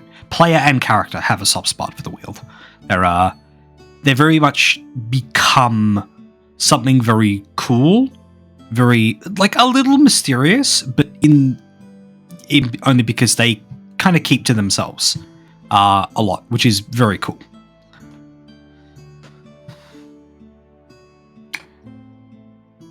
Right, yeah. So, bean question. I have a feeling I know what some of the answers for this is going to be, but still, we'll address it anyway, because it's worth it. What should people look into if they're not interested in actively fighting? Definitely. So, Concord, a lot going on, very busy game. I think the most important decision to ask, if you're not actively fighting, you need to clarify the reasoning for that. If the reasoning is, I don't like to fight, the combat is not a thing that I enjoy, awesome, we've got a lot of space to work with. Because if you've got a lot of energy and you're willing to go into the game and grab it and run with it, there's definitely a lot of space there. I think first off the bat is a lot of the title game in and around things like Senator and General and the Shard Circle, Spymaster, the Foreign Service, and things like that have a lot of game, a lot of space that is really fundamentally about talking to people, about having ideas and moving those bits and pieces and pulling these levers of the game. So I think if you're a non-combatant character, looking at the title game is definitely something that I would recommend. In addition to that, you can also instead look at the more PvP game of playing the economy and looking both at the buy low, sell high aspects of the exchange and the deed gameplay, also the K-economic service role that is there. I also recommend, particularly if you're someone who likes to interact with people on an emotional level, maybe less about wheelie-dealy scheming, is the moralistic priest gameplay. Playing a priest whose role is guiding people through the spheres, you know, a funeral priest, or a priest who is an advisor to those in power, or a priest who helps others plan out their path through the spheres, is a very great non-combatant role with a lot of heavy emotion to it. You just have to look at some of the priests at Empire to get a strong sense of how that's possible. But if part of the combat circumstance is you're someone who is either having some accessibility concerns or you've got energy concerns a long term of a weekend, I think looking at the game at an interpersonal level is a great idea. Look at creating a character with flaws, with some history, and really working with other people to have social conflict and social joy. Host a party, invite people to come to a party, put on a nice spread with music and have a great atmosphere in your camp. Have a rival that maybe you're seeking to, you know, interrupt and damage their circumstances, and they're doing the same to you, but at a speed that you can both moderate and control. And also look at everything I just said before for the folks who are willing to get into the game in a full energy perspective, and see if you can't assist them. Aides are always needed, scribes are always needed, and supporting ears, just people who are available to bounce ideas off of. Definitely, we recommend that every single person who is a title holder look at establishing a staff, a group of people who they're willing to work with to get their needs met. And that's a great spot for someone who's a non-combatant but perhaps has accessibility concerns or energy concerns for the game as a whole. So working with title holders, if not becoming one yourself, would be my recommendation at the top. But then going down through K-economics and the economic game and also the social game. Mm-hmm. Definitely makes sense. Or like there's also, in a little more specifically, like there's also stuff involving the Shard Circle as well. A lot of Shard Circle stuff is like researching, theorizing, and in some instances there's puzzle solving occasionally. Not all of it is combat, so there's some stuff there as well. Yeah, magic, Shadow Wizard Gang is definitely a vibe. If you like reading a lot, just go to the Shard Circle. They are accruing more lore than anyone else by their design, and we have no intention of digitizing it. So, because we want to preserve the concept of the wizards in a room doing a lot of reading. Mm-hmm. Yeah, you heard it here, folks. The team likes it when the wizards read. definitely. Big nerd moments. Wonderful. I'm gonna assume. I'm gonna assume that Camper Cosplay's question is a joke.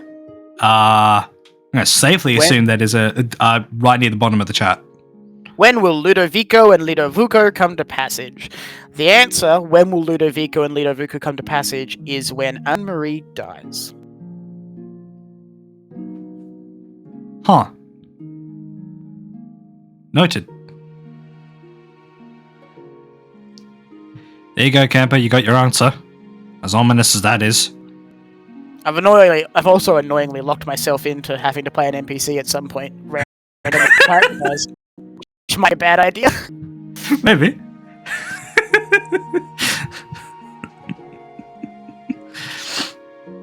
Oh, good lord. Alright. Oh, chat is ruining me. Here we go. Alright.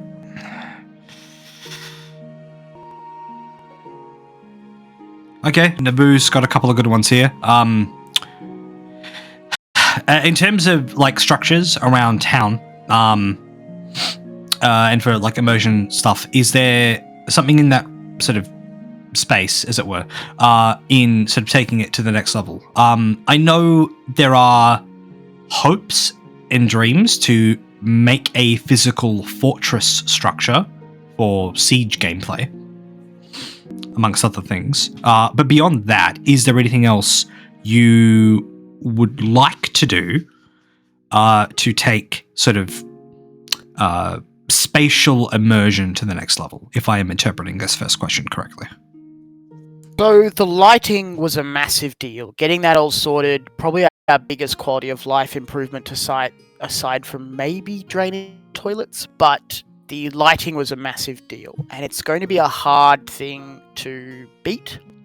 In terms of, it also gets very interesting when we look at what the Concord team is building and what the community is building. I would never want to take credit for all the awesome work that folks like Daniel in Lorena Mare and Jake in Bordevar, also as part of the Larp West team, and the Iron Valley squad that's doing great.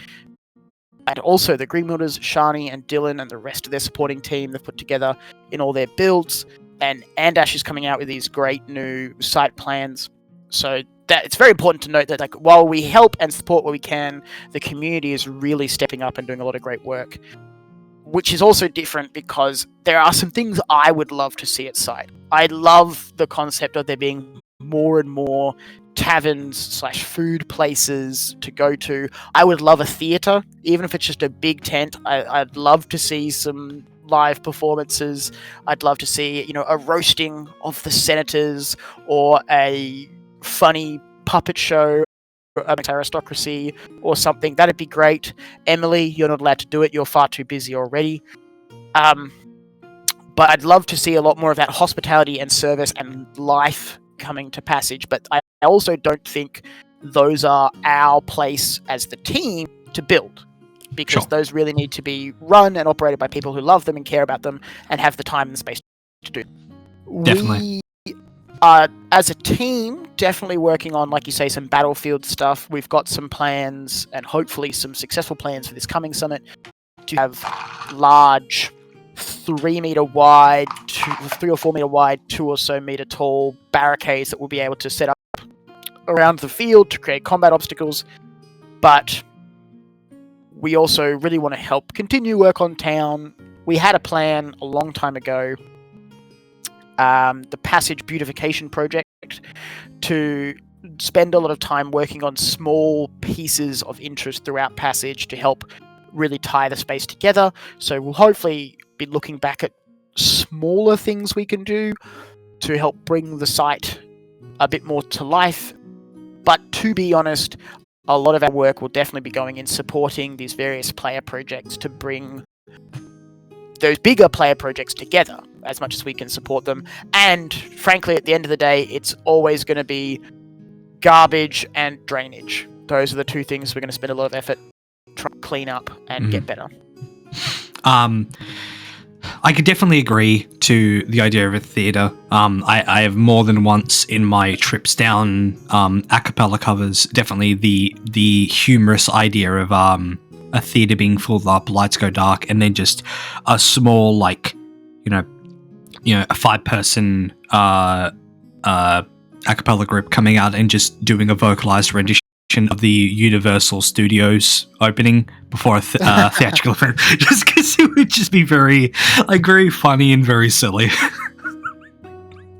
But yeah, a theatre I definitely think would be interesting, and it would promote a lot of that sort of non-critical social space development of the game. Again, as you say, and I agree entirely, to make the game feel more alive. Like it already does in a lot of ways. Even speaking to someone that can't see the town itself, just sitting in the middle of it or standing in the middle of it, and just I lose myself just listening to everything and all the different conversations, all the different stories and different that are happening at once. I lose myself in it because it is so. It feels. It doesn't feel like I'm in the middle of a fucking sheep paddock with a bunch of weirdos in weird costumes camping for 3 days. It doesn't feel like that. I know during our first game, James, one of our religious storytellers, and the one member of the team who has gone to Empire said, if you stand on the corner and you close your eyes, it may not look like Passage, but it like Empire, but it definitely sounds like Anvil. So we've definitely got the hustle and bustle down. But also I think a theatre is important. I like the idea of a theatre in particular because it's an element, it demonstrates how cakeonomics, in a way, is way bigger than people think. And the idea of earning money through services, through art and creativity is so good and so easy to do and often so profitable. So seeing more and more of that, people putting together plays and weird performances, I think would be awesome. Mm-hmm. Yeah, that's definitely something I tried to get going a little more when I tried to get the Entertainers Guild up and running. Sadly, nothing really came of it. However, I will say by doing so, it did seem to invigorate a lot of the theatrical and musically minded folk in Concord to do a bit more, and that seems definitely to have happened. And of course, no shortage of praise needs to go to Emily for the Anthem project. That definitely did leaps and bounds more hard work and effort into bringing the artistic scene of Concord to life a bit more, and I'm definitely over the moon for it to continue to flourish. Because it's still not a legally accepted anthem, by the way. I know, I'm fully aware, and I know for a fact there are several other folks that are of that same mind. But that is, as far as I'm concerned, that is a soon situation. If I have anything to say about it, we'll see. Yeah, bureaucracy is a hell of a thing.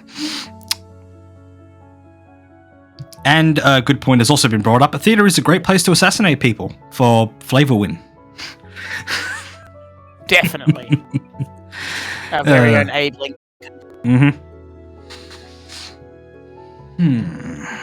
Oh, there was something else here as well. Where is it?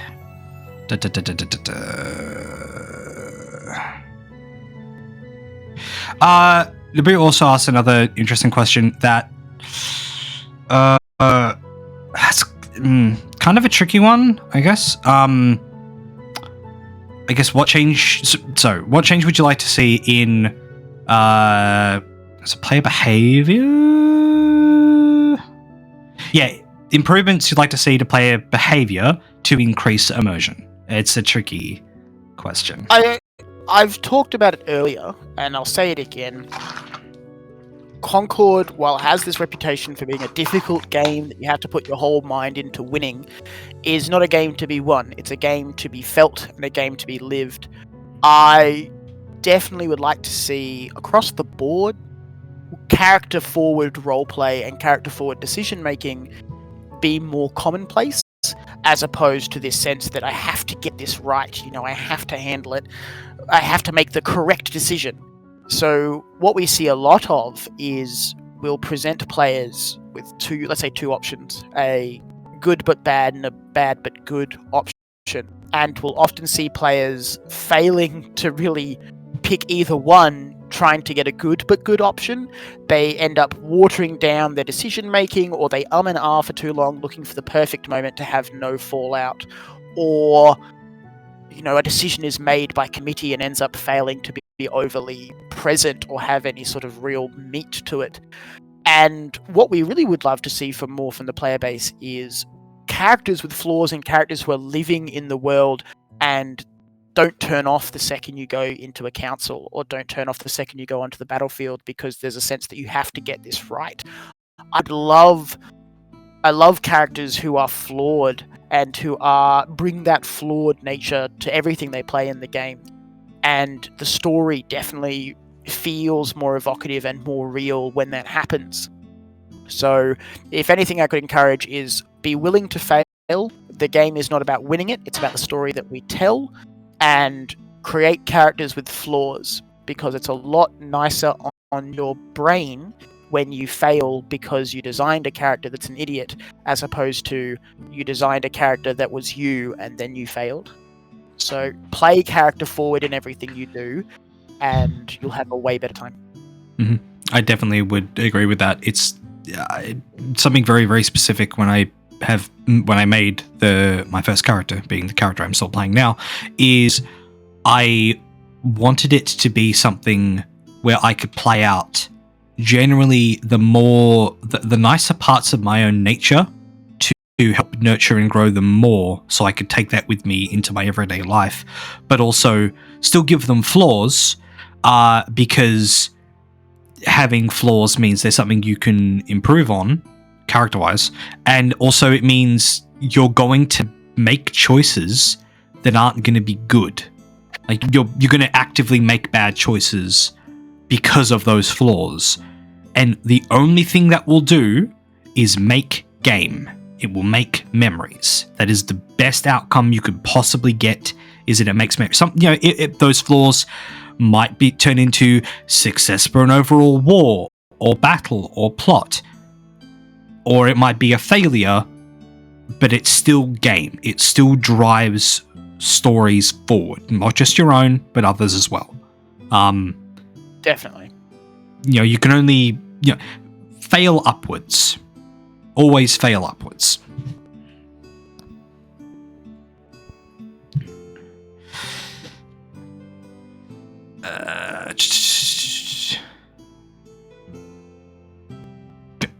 Just comments on the whole puppet shows of Senate decisions in the past. As the person who runs the Senate, I can say the Senate doesn't deserve the reputation it gets. That being said, if you look at real life politics, it's entirely understandable why that reputation it gets.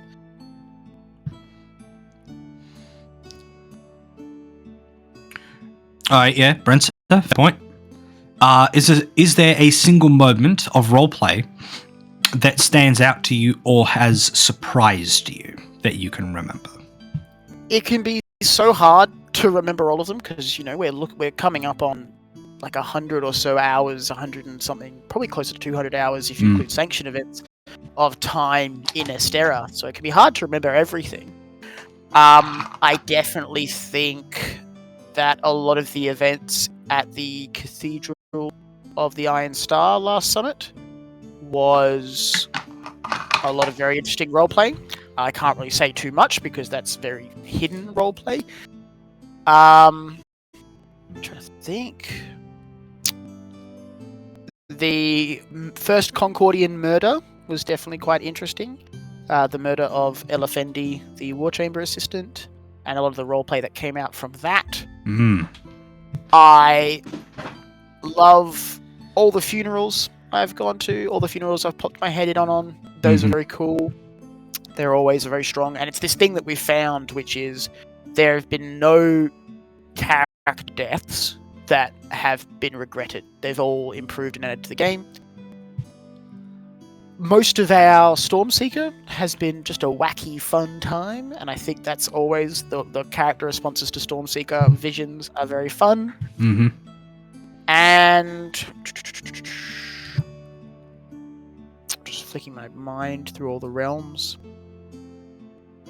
No, I think that's the stuff. Like, there's definitely, like, every event has 101 cool little moments, but those are the ones that spring to mind, probably because they're the most recent. Yeah, I'm definitely excited to experience Stormseeker. I do have a draft of it myself. That, depending on where I'm at for the coming summit, I may end up taking alone for wound reasons. But if that's not the case, and that ends up actually being fine, yeah, I'm looking forward to Stormseeker. Because I keep hearing stuff, and it definitely seems like something I want to experience with this character specifically, because the next thing I have in line, whenever it happens, assuming it happens at all, is probably not going to be one where taking Stormseeker is something they would do. So I definitely would like to experience that. Do it now while it sooner. makes sense. Yeah, it makes sense, and like while I have the opportunity, because like Stormseeker is expensive. It is a pricey draft, you are correct. And it's very tricky to get a hold of, which I appreciate.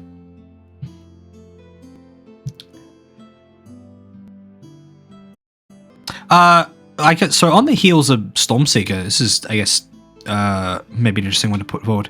And obviously, there's a very obvious couple of answers to this, but still. With things like Stormseeker specifically, these sort of weird, don't give you mechanic benefit potions be something you would like to introduce from a outside magic school perspective? Is it something, these things be something you want to introduce, or would like to introduce more of, that aren't just Stormseeker? Oh, they're amazing. A lot of people think that things need to be mechanical to be valid, but you just have to look at so much of Empire to realize that's not the case. So much of what is going on in the game right now, and so much of what is doing really well in the game, is not big mechanical stuff. We love introducing them to the game. We do it all the time, and I think you can always expect to see more and more of it from us. I think Stormseeker, Dream in the Witch's House, which got amended to be less mechanically useful but more clear, is a perfect example. Still one of the most popular ceremonies in the game, but also really not a great use of your time. Mm-hmm. Fair. I definitely would agree with you. There's a lot of just fun, silly potions that exist in Empire. That really just give roleplay prompts for an X amount of time to just go off and do this fun thing. So sometimes it's stuff like Stormseeker where, you might get some fun info out of it, or some fun a fun experience. But I definitely appreciate the whole, here's this thing that is just fun. And obviously you're going to have people in the game that are going to be very like, it doesn't, this is not efficient, don't waste your herbs on it, blah, blah, blah, blah, blah. But it makes the game more alive. It makes sense that there would be substances like that aren't going to be, for want of a better term, rumble drugs, the combat stimulus or stuff that boosts magical or divine ceremony potential. You're just going to have silly things like stuff like Stormseeker. You're going to have these sort of weird, fun things that just do silly stuff. Sometimes it comes with really heavy, spooky implications, like Stormseeker does a lot. We got a whole part of that in the previous Winds of the World. But it adds more to the game than any one potion, or any other mechanical potions tend to do. Like I've heard more people taking Stormseeker and it being more impactful than I have of any other potion, with the exception of Time's Absence and Soulfire. Definitely Certainly, it is doing what it's supposed to do. If that's the case, then. God, Time's Absence and Soulfire still terrify me. I'm glad. I love them. I love them so much. Just the little blurb of like, if you take it, go see a curate. It's great. Oh.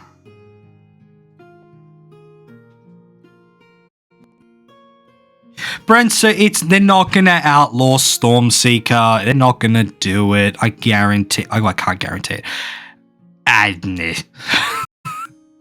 Don't take away Stormies. It's too fun.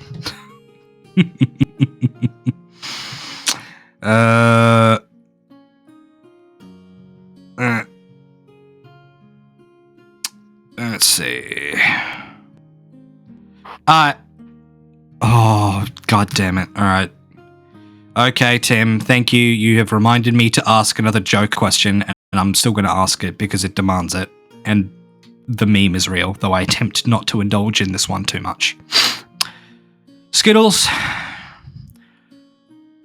what is a horse? Horse is a quadrupedal mammal. That's similar to a unicorn, I guess.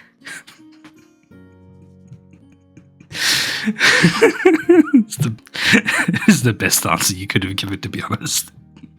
Yeah, the whole horse thing is a great piece of meme, which is very fun. The reasons why it is the way it is make a lot of sense, and it's not contrary to what people believe. It's not a puzzle to be unpicked or a big weird joke. It just makes a lot of sense. We've done it a lot less gracefully than Empire has, but I'm pretty happy with Brett said.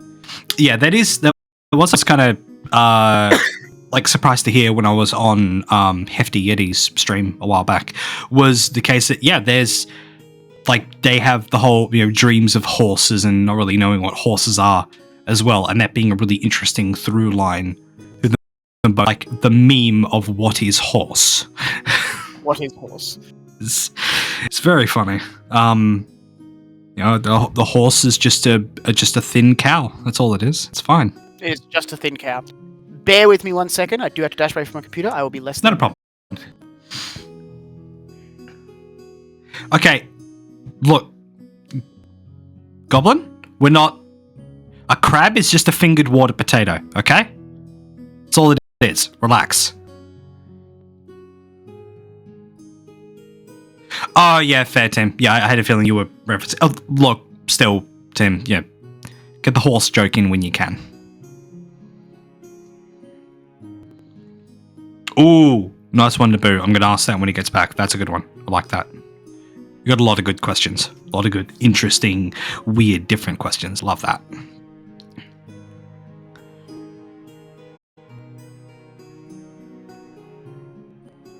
Oh, is that what it's called? It's called Ride the Noble Steed? That's fun.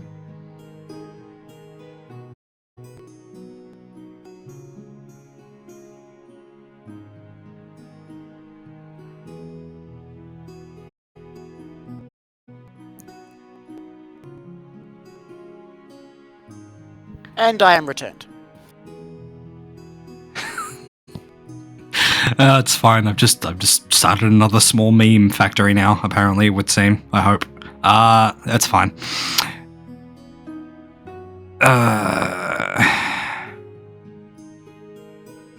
Right. Yeah. So Naboo is asking. So there's definitely the case that the Concord team may utilize retired characters from time to time. What are there any characters that have been retired that you would particularly like to bring in under control? Oh, we definitely have plans. We definitely have plans for characters who have been retired and stuff like that. In terms of characters I'd love to have control over, there's a bunch of them. But there's nothing that I could do with them that I wouldn't rather see their players do. However, if I could control any one character for a short period of time, it would be Pierre Capulet. And I won't clarify why. That's funny. I'm sure he knows what he did. Or what he could do.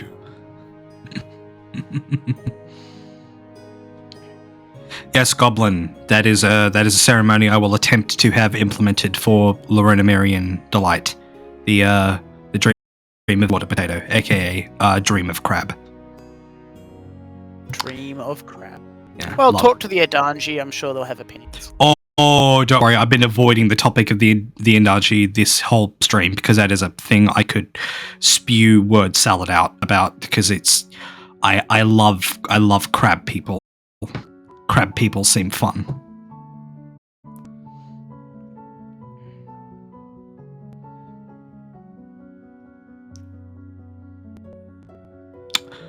Okay, good one, Pickle. In regards to the academy, what different challenges have you noticed have popped up, if any, when catering for this particular part of the player base? It's definitely tough. You have to do a lot of understanding about communicating the medium of LARP and the requirements that it has. Is difficult. It's difficult for adults, let alone younger players, and you have to not only handle that, but we're also trying to provide content for players between 10 and 16. And anyone who's met people between the ages of 10 and 16 knows that a 14-year-old and a 13-year-old are wildly different people, let alone a 16-year-old and an 11-year-old. So there's a lot of difficulty there in providing an access to the game that is fitting of that. It's definitely a part of the game that requires a lot of attention. What are the challenges? There are so many. Interacting and ensuring that parents are aware of timetables is one of them. Providing content that is both meaningful and accessible is another. Allowing that content to be aware that it interacts with the larger game, but also not having it be unwieldy. Making it interesting enough that it's better to be at the academy rather than just running around doing whatever you want. Finding space for the academy to exist in the game, both in terms of people completing academy tasks and working with the academy, and also just being a part of the world. There's dozens and dozens of challenges, and in terms of things that are parts of the game that are a constant thing we have to work with, the academy is definitely a pretty top-loaded piece of infrastructure, but it's a piece that is important to presenting the world of Concord as a real place. It includes young people. Fair enough. Yeah, love that the academy is a thing in Concord. It's another thing, as I've said it several times on this stream and in person to other people. It adds a layer to the game that has only improved it. It is letting sort of those LARPers that have kids, being able to bring those kids to a game and have them actually interact with the game, and it has only made the game made Concord and Passage as a whole feel more alive and more real. It's very, very cool.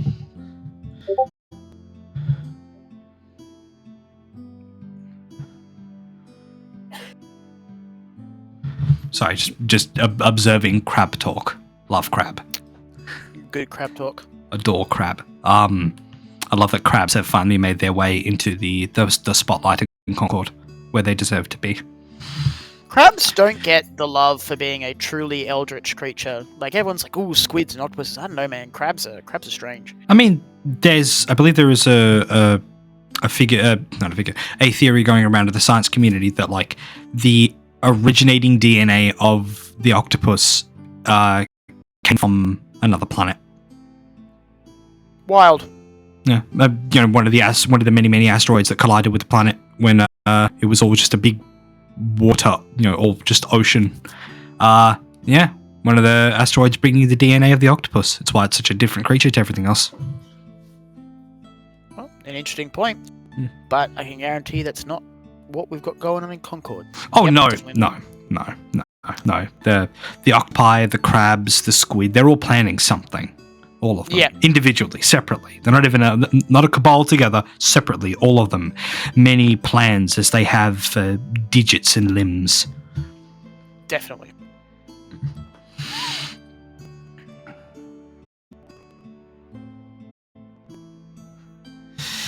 Righty. Oh, actually, yeah. So on the topic of the Andaji, is the idea like how would I phrase this? Are there more cultures that are not currently on the wiki that you are excited for Concord to come across at some point? You don't need to name them. You don't need to talk specifically about any of them. But are there other cultures you're excited for us to meet that we haven't met yet, like the Andaji? Yeah, there's about 4 to 6 that are what we'd call law in being. They exist, and they are a thing that we plan and we write around with the knowledge that they exist.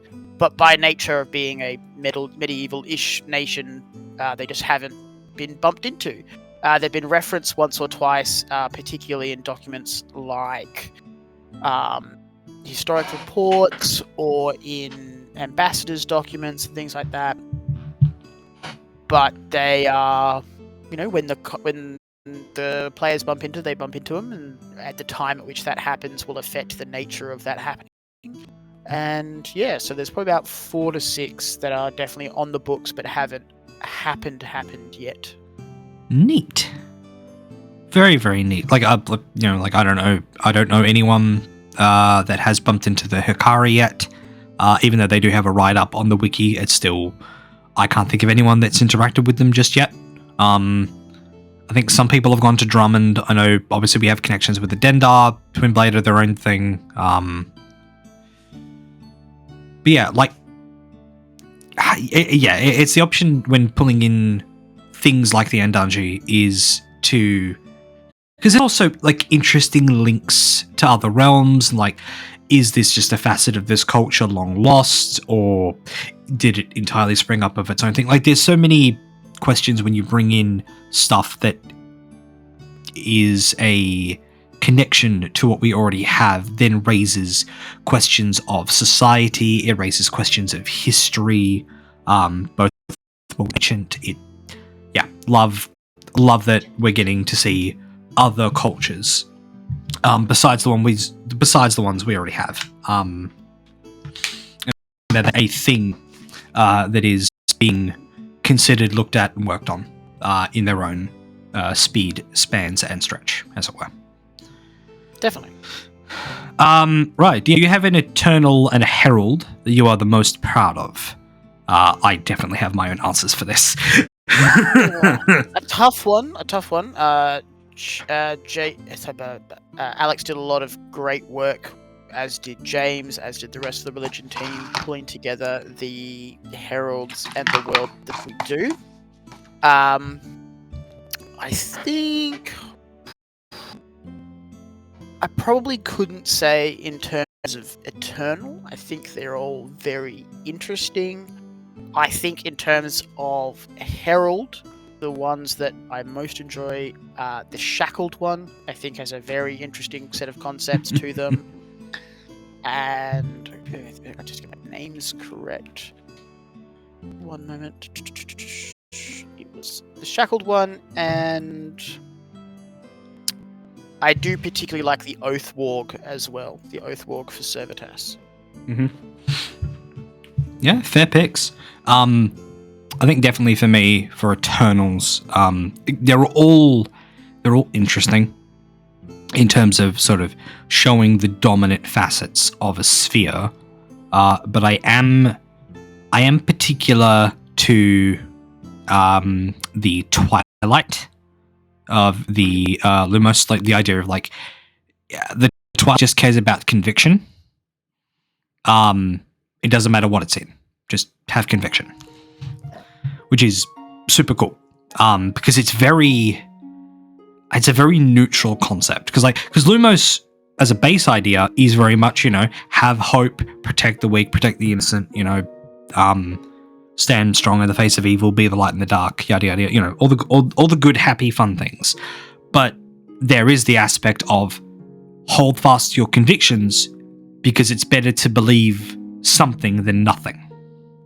Yeah. Even if it's bad, which is really interesting on a sort of a neutrality scale, because you can look at the spheres and you can say, this sphere is entirely good, this sphere is entirely bad, and you're wrong, because none of the I've heard so many people go like, oh, Stalia is the most sphere that is capable of doing bad stuff. No, it's not.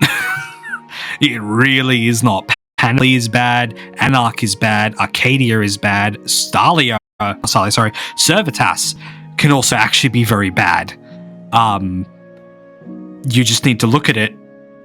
You just need to find the way to look at it the right way. Stalia is the easiest to say it is the one that is likely to could be used to do the most bad, because finding knowledge, keeping knowledge, making new knowledge, it's very logical, is very easy to portray as it could be bad because there's no emotion. Whereas I'd argue Anarch can be very, very bad because it is nothing but emotion. Definitely. I mean, I won't comment on the grounds of incriminating myself further, but I think there is definitely a lot of space for moral projection onto the spheres. In terms of heralds, a lot of them are really, really good, and just fun, and seem like they'd be really fun to interact with. I definitely think I'm partial for, in the case of a future character idea, I like the Lantern of Souls, being the Lemosian herald of the Ashen Moon, because we do have a being whose whole thing is bringing the souls from the spheres and from the realm in which they reside back to the mortal sphere. But it is often forgotten, by myself included up until recently, is we also have a being that takes souls from the mortal sphere over to the spheres, that being the Lantern of Souls. It is, to look at it from a sort of a biblical point of view, this is the Reaper. This is the one that comes to collect you when you die. And it's very much written to be... It's not written to be malicious or ill-tempered or an evil, sinister thing, as a lot of the time, sometimes reapers in fiction and even in a biblical sense sometimes are depicted as being this spooky, scary thing you should be afraid of. But no, it's just there to bring you to where you need to go, one way or another. I really, really like the idea that it's a lantern keeper. That's just a really, really fun idea. I just really like it. It's fun, it's neat, it's something out of the way. I haven't seen too many Lemosian priests that are following the particular path of the Lantern of Souls just yet.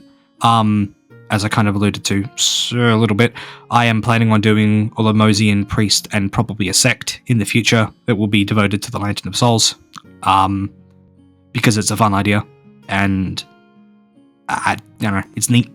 I think it's super neat. And for the record, my favorite god is Xiphos, King of Candles, and probably Xiphos, King of Candles, and the False Hand. But that is other content. You fucker. You fucker. You couldn't resist yourself, could you? Nah, never can. I'm gonna safely guess that's a Dendarian thing. You can guess away. Yeah, I'm aware. Cool. Awesome. Love that. Fucking dick.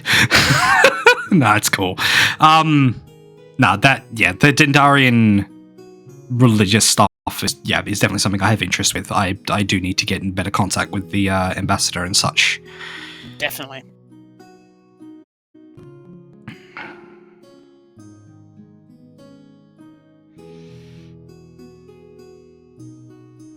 Good point, Tim. The sphere that has the potential to do the most bad is the mortal sphere. You are very correct.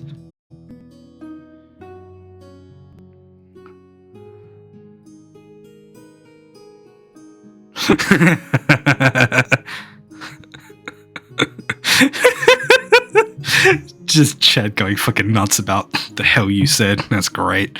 Cool, yeah, Chad, if you got any more questions, fire them off now. Yeah, because we're sitting at the 2 hour 15 mark. We'll get a couple more in, and then we'll wrap this bad boy up. That being said, though, whilst we do wait to see if any more come through, do you have any questions for either myself or the chat, Skittles? We tend to ask a lot of our questions. What are your predictions for next summit? That's a good one. Onyx aristocracy and pain, in the ways of Wayland being thoroughly pounded. That's that I'm pretty certain about. Beyond that, I still think the Artisan have yet to truly make an effort, if that makes sense. Yeah, I mean, yes, they're doing payments to Majid al-Majid, and such, but they're going through proxies. They've not made an effort. I don't think they've made an effort yet. But it's the real question of, are they going to go? I guess it all depends on where they're at and what their interests are in. Because they could see us as, they defied us, or however they interpret what has happened, as these people need to be crushed, or they're going to look at whatever events transpire over the next summit, or maybe summit or two, and perhaps rethink it. Like, the Artisan reckoning is going to come at some point, and I think it's going to be... I don't think it's going to be something anyone fully expects, whatever direction ends up going in.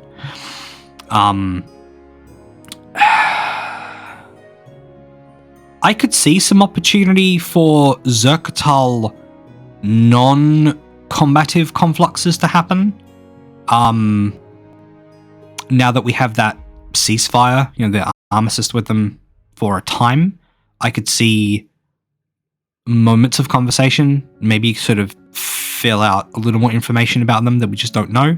This could be a good opportunity for that, whilst we have the non-aggression. Whether that's with Oak, Ash, or Thorn is a different question. But I think it's an opportunity for a learning experience there. I don't know. We're at an interesting point where we have an enemy off our back, quote unquote. We have something that was sort of off our back a little bit that has now split into 3 separate factions, all 3 of which are likely on our back. One of which is on our doorstep. Actually, I think 2 of them are on our doorstep, more or less. Yeah, if anything, I don't expect to see anything combative from the Zerkatal or the Artisan, I would say. From those 2 at the very least. The rest of them, yeah, like the Onyx, they're absolutely going to smash Bordevar like crazy. I definitely think we're going to get some Elsevier because of how things went in the prior summit. What are the forces have we got that we're worrying about right now? I'm sure I'm missing one. Oh, I guess the Almai. I'm interested to see where the Almai situation is at with Andash. With having a senator die at the prior summit, and then because I think some talks happened. I've not gotten the full rundown from Rashid yet. Yeah, there's a lot of small things. Definitely the Harbinger stands are a tricky point. I have heard a few different talks of what the Greenweald may want to do with them. Some of them I agree with, some of them I don't. For various reasons. Definitely exciting. I mean, look, I think we're going to have character death, more player character death. I think it's just going to happen unless Zoriman Owens' training have paid off. I think we have character death at the Onyx fights, assuming we have fights, which I'm going to guess we will. Yeah, because they're ramping up stuff. They got that Archmage recently, also being a Water Mage. Like, there's some big... Like, yeah, the Onyx are going to be bad. That's going to be really, really, really, really bad. Interesting. All right, well, we'll see how it pans out. I'm curious on what foreign individuals we have coming to Summit this time. Yeah, because there's opportunity for some interesting stuff. I've heard speaks and sort of whispers about things that could happen. But yeah, there's a lot of things up in the world. Like, for as much as I say I pick up information all over the place, and I do have a weirdly wide web connected to different things, I don't pick up everything. Most certainly. I think I pick up more than most that aren't in the know, as it were. But with how big the game is at this point, it is tricky to gather information from everywhere and be as casual and sometimes subtle, sometimes not subtle as I am about it. So it's definitely interesting, and I've grown to like surprises when it comes to Concord. So it's definitely something I'm jazzed about. Page 13, line 9 of the coming winds. Fuck it. Why? Why do you do this? This is the comment. Brenza has asked for page 13, line 9 of the Okay, I thought you were doing the fun thing of like... No, like, hey, just asked for that, which is very specific and odd. It's page 13, line 9. So ignoring the title, 1, 2, 3, 4, 5, 6, 7, 8, 9. It's definitely a choice, I believe. Farmers and smiths, most of them occupied with the same intensity of recreational fishermen or... So, there you go. Enjoy that one. That's the leak. That's the leak was promising. That's the big leak that everyone was excited for. Was that? Yep, farmers, smiths. You heard it here first. You heard it here first. Yep.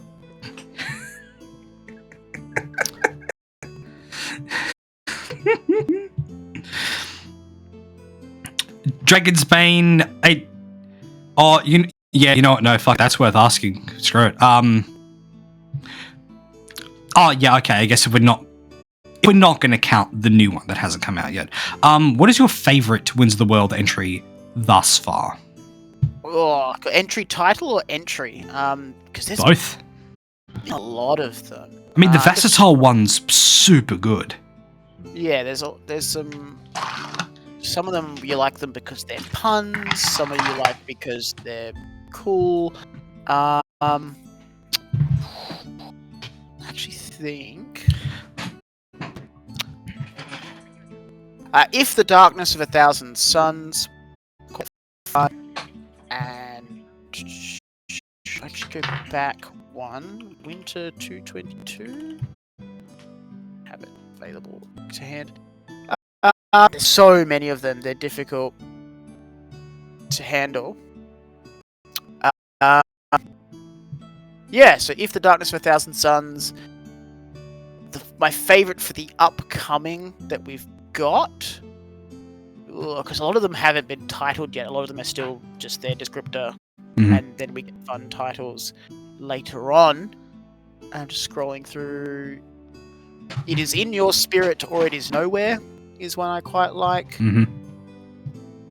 And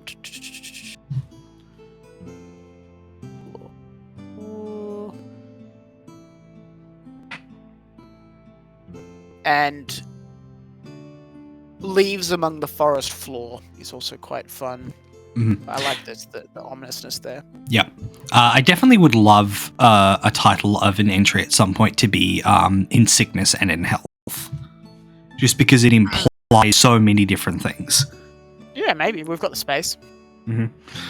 I definitely could say, at least for myself, in terms of, like, I love all of them. They're all, like, especially when you work in the good pun, and even more when it's, here's this entry with this title, and then here's a later entry with the continuation of that title as if it is a sentence, is super cool. That I love. In terms of individual entry, the versatile one's very fun to read just because it's very visceral. But just as visceral and gut punching. I think I was Walk in the Woods of the Sick and Sufferer. That was quite good. Is the particular entry relating to the Golden Fortress in the experience of the dying squire and the Golden Warrior. Yeah, very fun. Oh, that was painful, beautiful, poetic, delicious. Love that. Love that kind of stuff. That sort of showing of the behavior of an entity of the spheres, and when getting to glimpse that in a written form is always interesting. Like, talking to them in person is different because you have a person who, they're going to portray the character in a very specific way that is also capable to their own mindset, behavior, actor style, yada yada, all those trappings. But in a written form, you can get across a lot more detail, and even by writing very little detail, you can sort of present a pretty interesting and complex picture, which I think that particular entry does. Yeah, I'm glad it definitely did what we wanted it to do.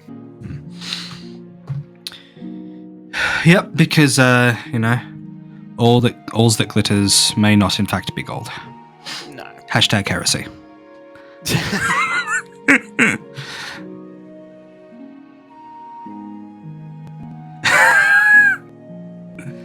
Wait, what? What the hell is Tim talking about? A lot of the every Summit Empire, the Anti-RAF and the team who are running their wins will pick a artist, and a lot of their wins will be named after their songs. So I think the last one was Taylor Swift. Before that, they did one with Longest Johns, and so you'll see a lot of that. That's cool. That is a interesting and creative restraint, for want of a better term, I guess. And definitely not something we've stolen for this upcoming Wins of the World. Okay, noted. Let's see. Oh yeah, right. Tim's got a fun one. The best internal title for a skirmish. Internal titles. Again, we shift quickly to real titles so far.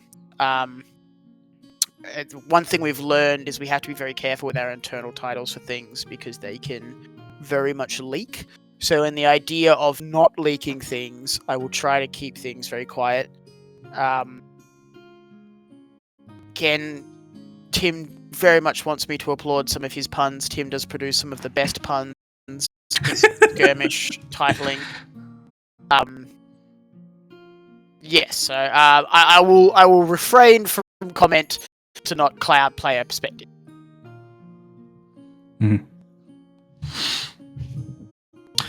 Right, there is one I messed up here. What is your favorite? What is one of your favorite ceremonies that has yet to be performed? Bear with me, I just got to get the name of it right. It is because there's a few of these that I think are super fun.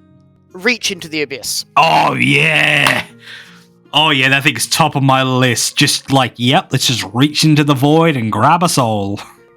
Yeah, because it is a wildly common ceremony at Empire, where it goes by Whispers Beyond the Black Gate, and it's such an emotive character moment. that I think is just a great piece of content. Especially the ominous point of the, make sure you inform the STs an hour beforehand. Not like, because obviously, like, being able to represent the individual in question physically, if such a thing is possible, or would be done, or more to the point, to figure out what the fuck is going to happen. Because it's crazy, because you're pulling our soul out from the bloody void, as it were. Let's see. Oh, here we go. Of the various letters you've written over Concord's time, which one, or have any of them stood out to you as being one of your favorites? What was that? So I missed the operative letter there. Any of the letters you have written, the physical, letters from people to people. We've written hundreds of letters at this point. It's very hard to name just one. It's even very hard to remember them. What I'll do is I'll limit myself. I'll just go back and look at last game's letters and see if we can't be more specific. Definitely some fun stuff with the Sheriff of Wayland, which has been very interesting to do with some crimes there that are quite small and quite not openly talked about.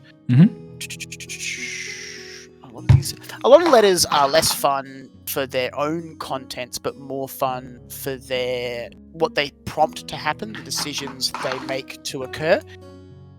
I think there's definitely some really interesting stuff there. So I think those would be some of my... I think some of the Spine Network letters as well from last summit were some of the most fun. Cool. Then I will proceed to what may end up being the final question. Beyond the little things, the couple of little things that have been said there so far, do you have anything about the coming summit you can talk about and would like to in this space? By all means, please purchase your tickets. It makes it a lot easier for us to prep for the game. As it currently stands, Concord is super happy and super fine with the number of tickets we've got right now, but preparation for Game 7 will be putting us in the red if we don't get more tickets, which is a bit of a shame. But we'll happily continue doing that. This summit is a big crescendo for a lot of places. The people I've talked about what's happening is a lot of things are definitely coming to a head for a lot of realms. A lot of the stuff that drew our attention to the west last summit is still happening, but our attention will be firmly drawn, I think, to the east. Like I said before, when it comes to threat and loss, bring your characters forward. This is not a game that you win, it's a world that you live. And be prepared for that. And be prepared for some interesting opportunities, some dangerous options to both celebrate and to be pushed to the brink. Also, there is a circumstance where I might have to play a field NPC this summit during a strategic conflux, and if that happens, don't come near me because I will terminal you. Oh shit! Oh, that's awesome and great that I'm not going to be anywhere near that, probably. Love it. Definitely. And thank you so much for having me on, Luke. Wanderer's Guide has done great work, and I definitely hope it continues. And with all that in mind, if you get to episode 20, I'll come back on again. Hey, I like that. That's fun. Yeah, definitely. I do not plan to stop this bar catastrophic event. Because this is too fun.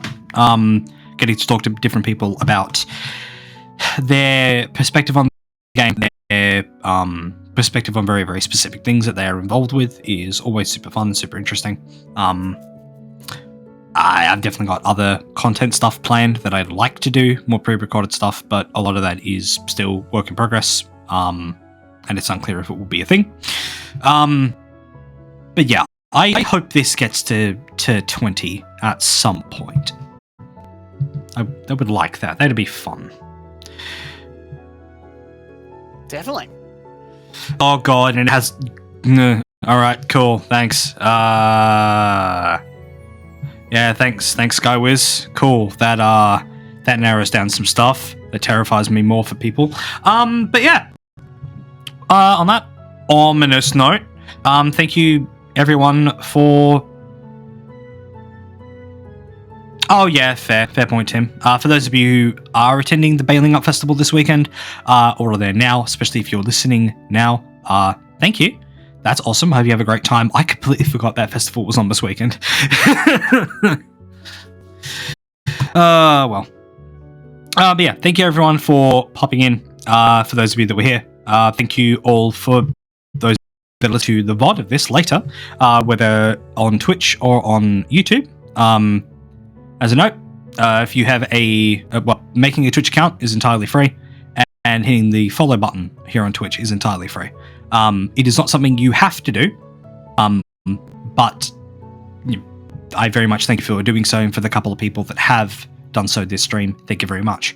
You can find the YouTube channel, my own personal Discord.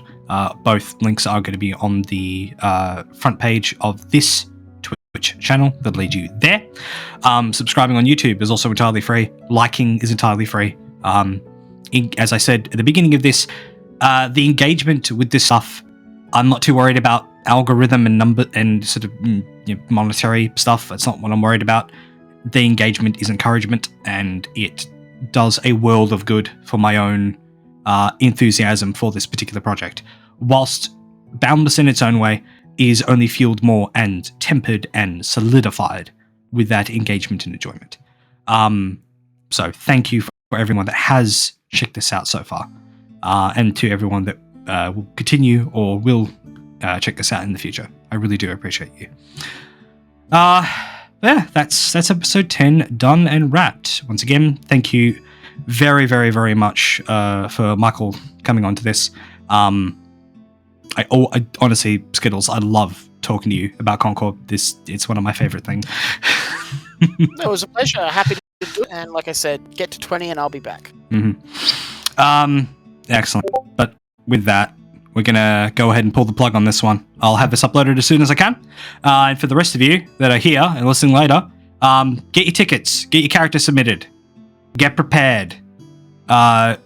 Summit 6 is going to be a doozy.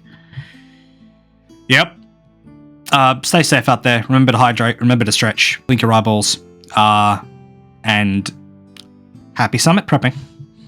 Stay safe, everyone. Yeah. Catch you all later.